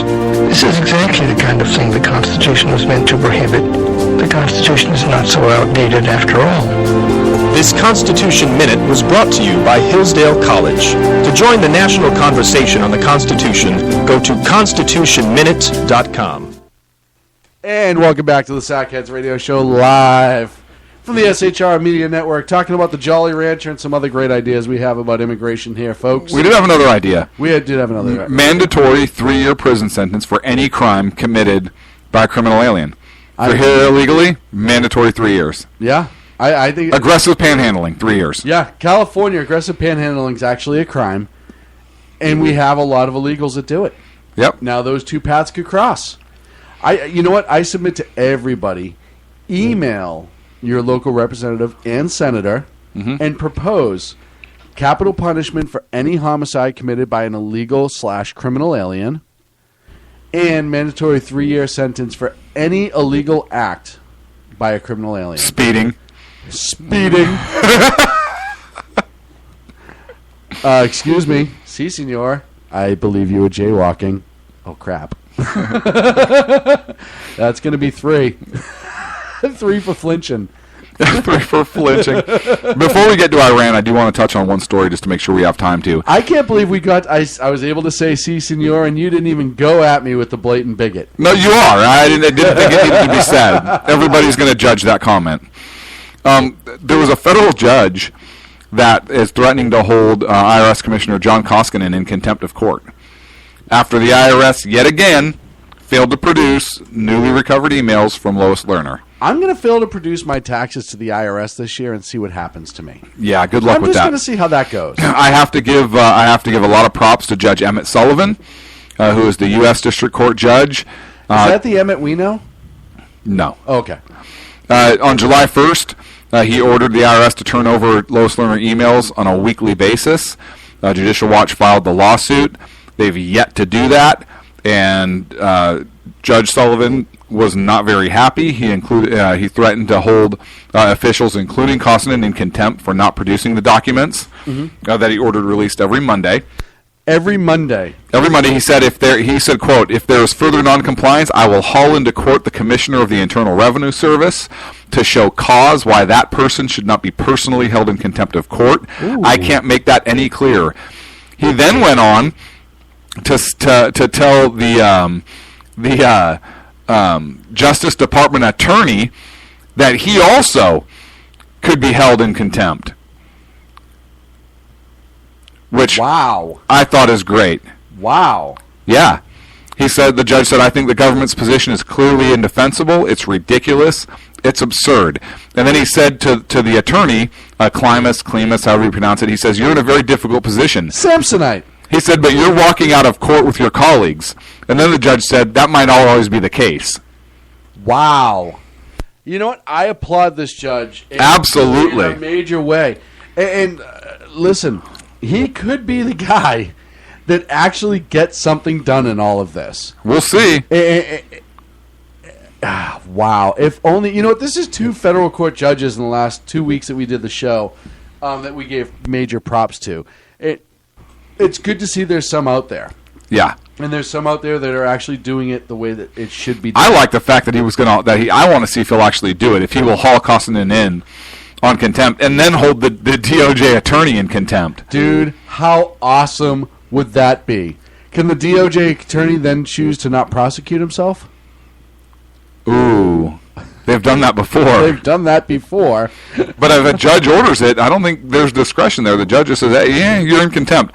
I love it. You walk out of here every day with your colleagues. That might not always be the case, okay? That's what the judge told him. Hey, you know what? We need more judges like that. And I always think, I knew a couple. I was fortunate enough to know a few judges growing up. And a lot of them were very old school and very direct. But we talk about the criminal justice system now and how much pussyfooting there is and all this other stuff that goes on, and everyone's afraid to be harsh and actually say it how it is. And this guy did. Listen, it's not like this is a minimal, tiny case that's not a big deal. This is a major deal. We're still talking about Lois Lerner. We're still talking about the IRS targeting Tea Parties or conservative groups. It's the IRS using their position to attack people for political gain. It is a major violation should it be proved. And it's something that cannot go away. So my pants are hats off to this judge for doing this, and he needs to keep going on it. I really hope he does. I agree. Now, Iran. I ran so far away. No, that's a song. It's something totally different. We're talking about the country. So as we've learned, there may be a couple of side pages that weren't exactly given to Congress with the entirety of the Iran deal. And earlier this week... Did you read the deal? Oh, what? No. Well, we did, just not the 2 important pages. Right. And I've said this. I had this conversation today about the Iran deal. And it was Liberal Jake, as a matter of fact. Liberal Jake said, well, what if we were kind of being pressured into the deal? And I said, nobody involved in this deal likes it, except for us. Well, you had all the other people, and we had to try to get somewhere. And I said, why? Why do we have to cut this deal? what do we lose by not cutting this deal? I said, it's a horrible To hear the deal. left, we go to war and everybody dies. Well, that could happen if we cut the deal. So that doesn't stop anything. Right. You have the Ayatollah literally putting out a picture essentially saying death to America and Israel with a silhouette of what appears to be President Obama with a gun to his head. This is the leader of Iran, the people we just cut this deal with, quote, unquote. And, you know, France does not like this idea. Other countries involved, the Germans aren't exactly... France! Yes, the damn French. The damn French don't like this. Of all people, they asked for the Statue of Liberty back. That's an unconfirmed report. By the way, we're trying to shore it up a little bit. I saw the greatest video the other day titled French Self-Defense Video, and it was just a picture of a guy running away from a camera. And that's all the video was 30 seconds of a guy just running away. But, you know, none of them like it. And he said, well, you know, and he went with the some deals better than none approach, in a way. And not exactly, because his problem with it is he doesn't think the deal is great, and we know Liberal Jake. He doesn't think the deal is great, and he doesn't think that the administration's answering the questions that it needs to be answering. And I give him huge props on that. Mm-hmm. And we made some jokes, but one of the jokes I made is, all right, let's say the whole family goes to the car buying shop. Mm-hmm. And this whole, well, we have to take something instead of nothing. And all of us agree that the Pontiac Aztek sucks. Mm-hmm. And none of us want it. But then we walk in, find a salesman, sit down, and buy the car anyhow. That's what this is. This is the Pontiac Aztek of treaties. When you not only have Israel saying this is no good, but Egypt and Jordan saying this is no good, these are our allies in the Middle East. And they're not very happy with us. Not at all. And never mind Israel. And Assad loves the deal. Weird, right? Probably because he's going to benefit from this some way. Right. And I you know Assad, the leader of Syria, and the Hezbollah terrorists in Lebanon. Right, Yeah, he gassed that guy. Everybody. Bashar Assad, he was gassing him. You know, and I sent out a tweet the other night, and I swear to God, this is one of those things.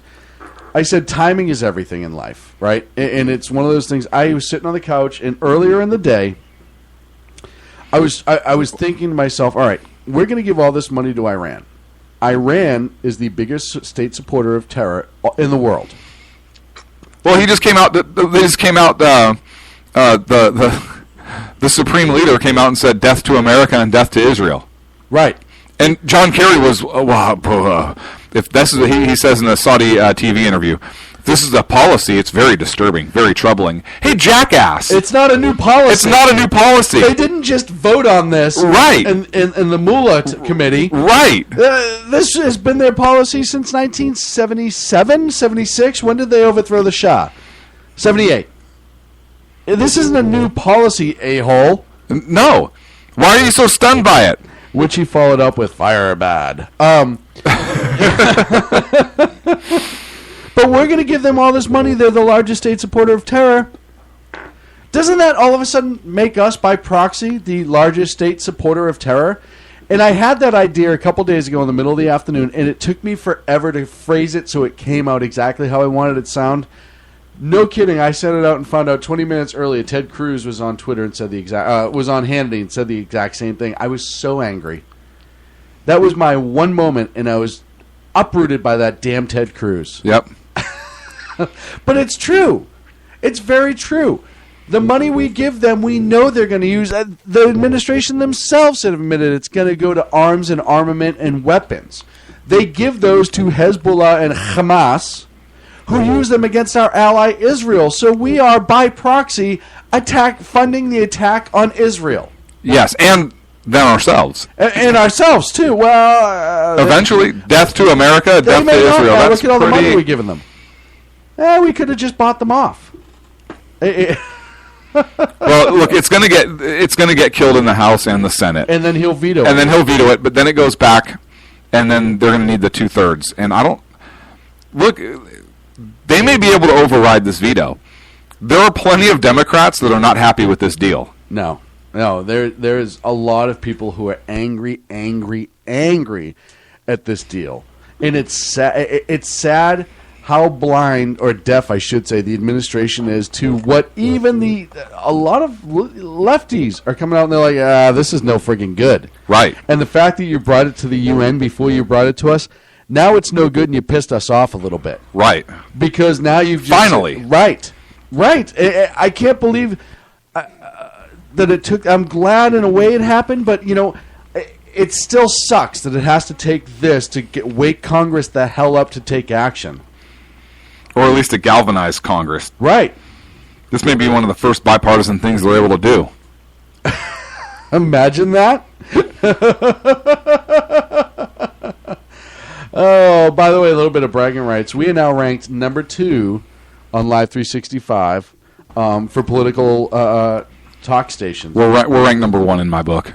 Number 1. Right here. Here's my book. Let me open it up for you. Right there, number 1. It's written in pencil. All 3 of our genres, which are comedy, which are politics, news, and education, we are on the top 10 on all 3 genres on Live 365.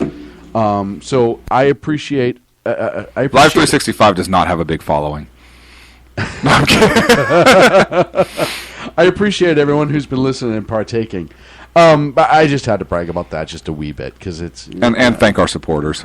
Yeah, absolutely. Thank our supporters. And thank all of the... Give us money. Give us cash. Honestly, all the great hosts who've come on board with us. We have 29 shows now on the SHR Media Network. And I really, really appreciate all you guys who have been partnering with us. And this is just working out well. So, Iran... Go to hell. Congress, get off your ass and do something. Sackheads going for the top. That's pretty much the whole point of this segment, baby. Clint for president 2016. Clint for president 2016. You're right. I cannot wait. I'm sorry. The number 2 newsman in the business. 36 shows have signed on with SHR Media. 36 shows. It's pretty damn impressive. Yeah, at least we know our own stats. Good job. Listen. No, you listen. No, I don't even want to talk to you about our stats. You don't even know what a stat is. That's the best part about all this. That's not true. Really? Yes. Okay, what's a stat? 32.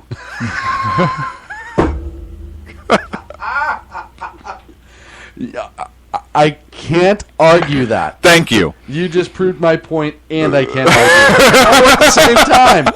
Absolutely amazing. Our show is 2 hours long. That's a stat.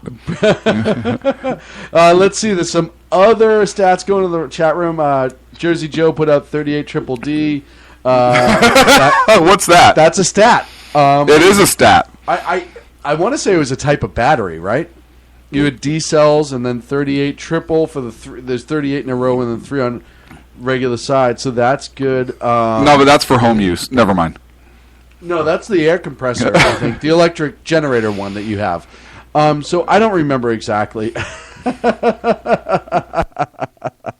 Let's see. Dan Butcher said 0 beers in the fridge is a stat. Absolutely is a stat as well. Matt in the chat room said bros before shows.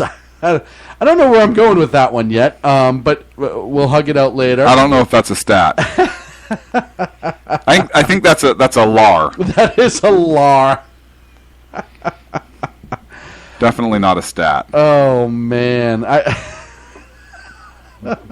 don't even know if I can repeat this one. Do it. And I want to know why Jersey Joe knows what it's called. The one that has the generator is actually called. It's called the Home Wrecker, and I don't know why he knows that. I'm a little. I thought it was called the Sibian. No, that's the girl that works at Starbucks.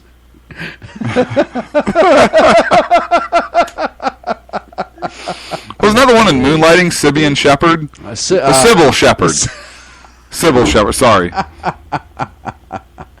Oh, man. So earlier I did mention that I wanted to play Agado's commercial, and I was finally able to find it, and I'm going to play it now without any further ado. Times are dark. The people are misled by corrupt politicians, lied to by establishment media, and deceived by the false messages of Islam. A nation looking for direction needs a guide. it needs a man with a cane. I'm Dave Milner. Join me on Spreaker, SHR Media, Pundit Press Radio, and YouTube through the SHR Media page for a different kind of commentary on the unpleasant blind guy. Because the truth is not always pleasant. That's a great commercial. Isn't that awesome? Do you think he could see what he was doing with that commercial? I think he can, actually. I think he saw exactly where he wanted to go. Which is hard to do. I love when I first listened to that, and as soon as he got to they need a guy with the cane, I almost fell out of my chair. And it's true, right? We are completely blind in this country to what's important, and a guy with a cane could very well lead us out of it. So the metaphor actually is absolutely brilliant, hands down, in the comedy aspect of it as well. Oh, man. With Sacco, listen, we do 25 minutes of insults for Sacco a show. He's got 9 minutes and 6 seconds. He's never going to make it. He's never going to make it. You know what? We need to take odds of Sacco showing up in the next 8 minutes and 55 seconds. We're going to call Sacco on the air. Okay. And find out exactly what happened tonight. Because I'm aggravated. All right? This isn't like him to just bag out on us. And I want to know... And we don't have him locked in a cage this time. No, this is because you people keep... Oh, sorry. Not you, Ken. You people keep complaining about his freedom, so we give him and this is what happens. Right. He just runs all willy-nilly with it. This is why these people, and what I mean is sectarians, that cannot have freedom. Right. You know, when we talk about people who have a tendency to have too much freedom and we have that and not use it responsibly, this is one of those situations. So, it's insulting. Let's see if we call him. It's ringing. Hey, you reached my cell. Sorry I'm away from my phone, but if you leave me a message... That's not Sacco. Who did you call? Mailbox is full and cannot accept any messages. I don't know, but apparently her mailbox is full. That's Sacco's number. I swear to God it is. Sacco changed his number on us? He didn't tell us? I think Sacco's on the lamb. Well, right. Wait a minute. Or in the sheep. Well, Armenian and all. Sectarian. He's sectarian. I'm pretty sure I got his number right. Let's try this again. 6. Oh, yeah, good. Say it out on the air for everybody. There's a 6 in it. You figure the rest out. Here we go. Let's call Sacco. 867-5309? Yeah. No, I think... Wasn't that Jenny's number? I don't remember. Here we go. I'd love it if it's some random person that answers. We should just start doing random calls as a segment. That would be amazing, isn't it? Mm-hmm. Come on, Sacco, answer the phone. Oh.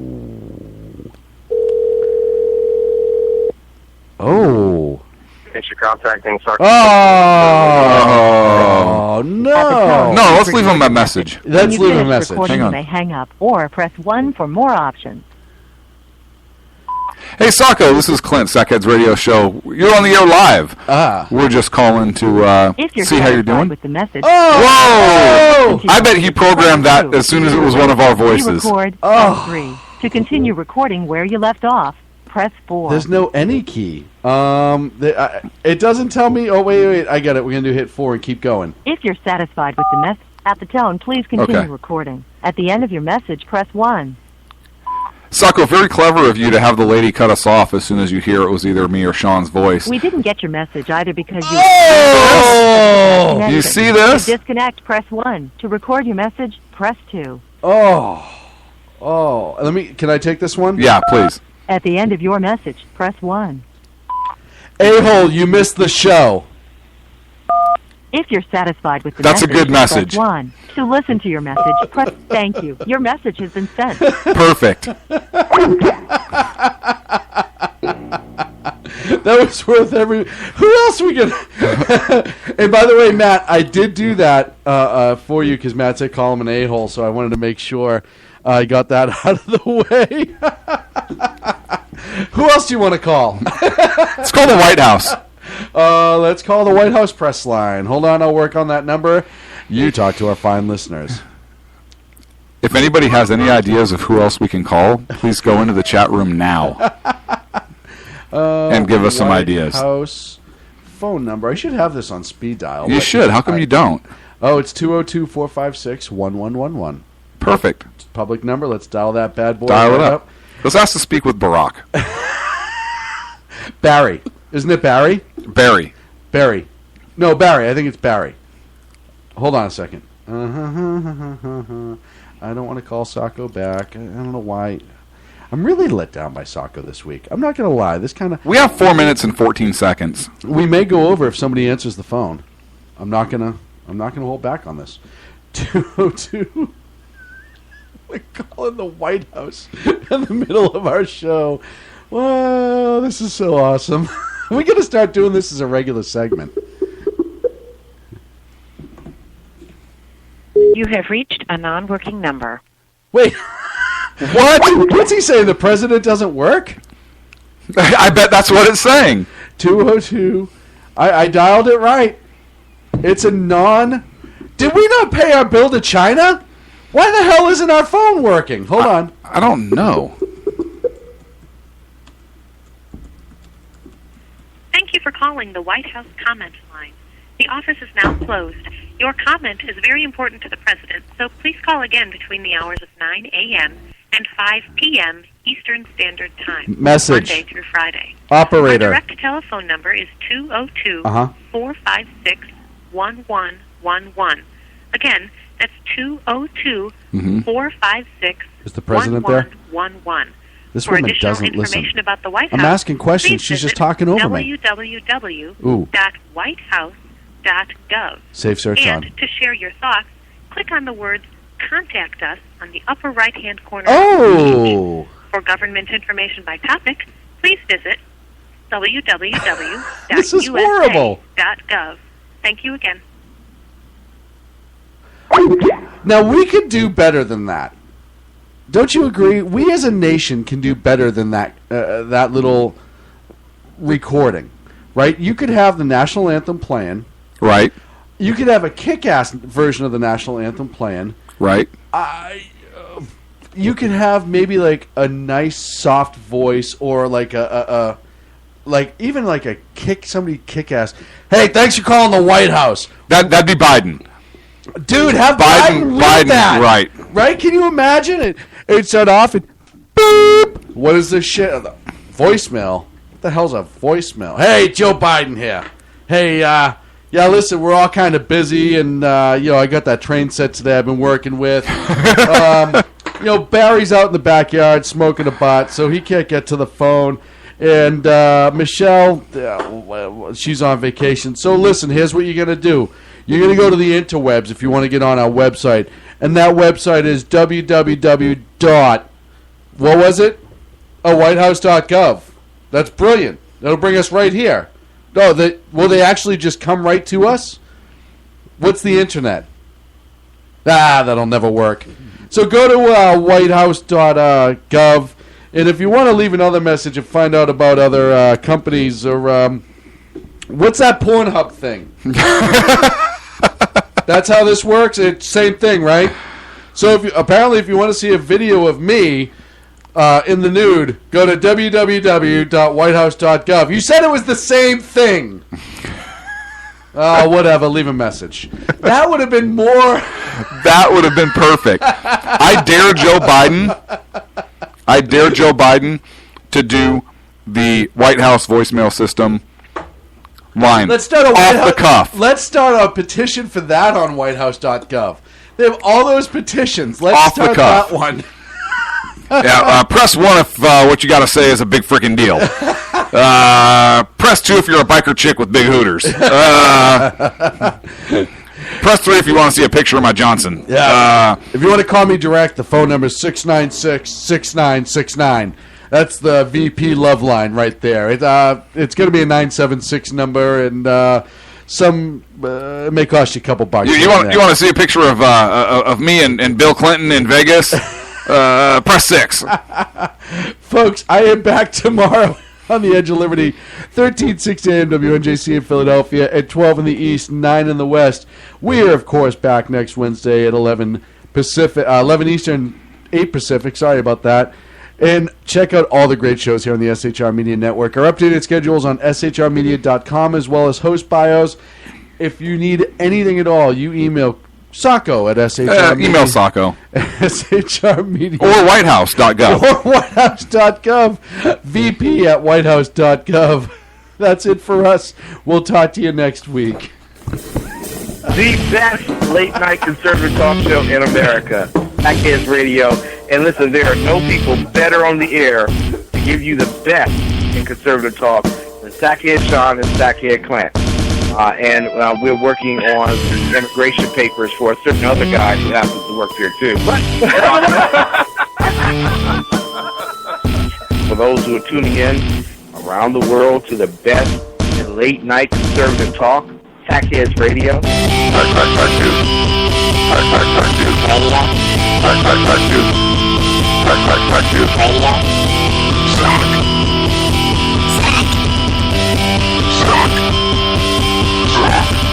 The best late-night conservative talk show in America. In America.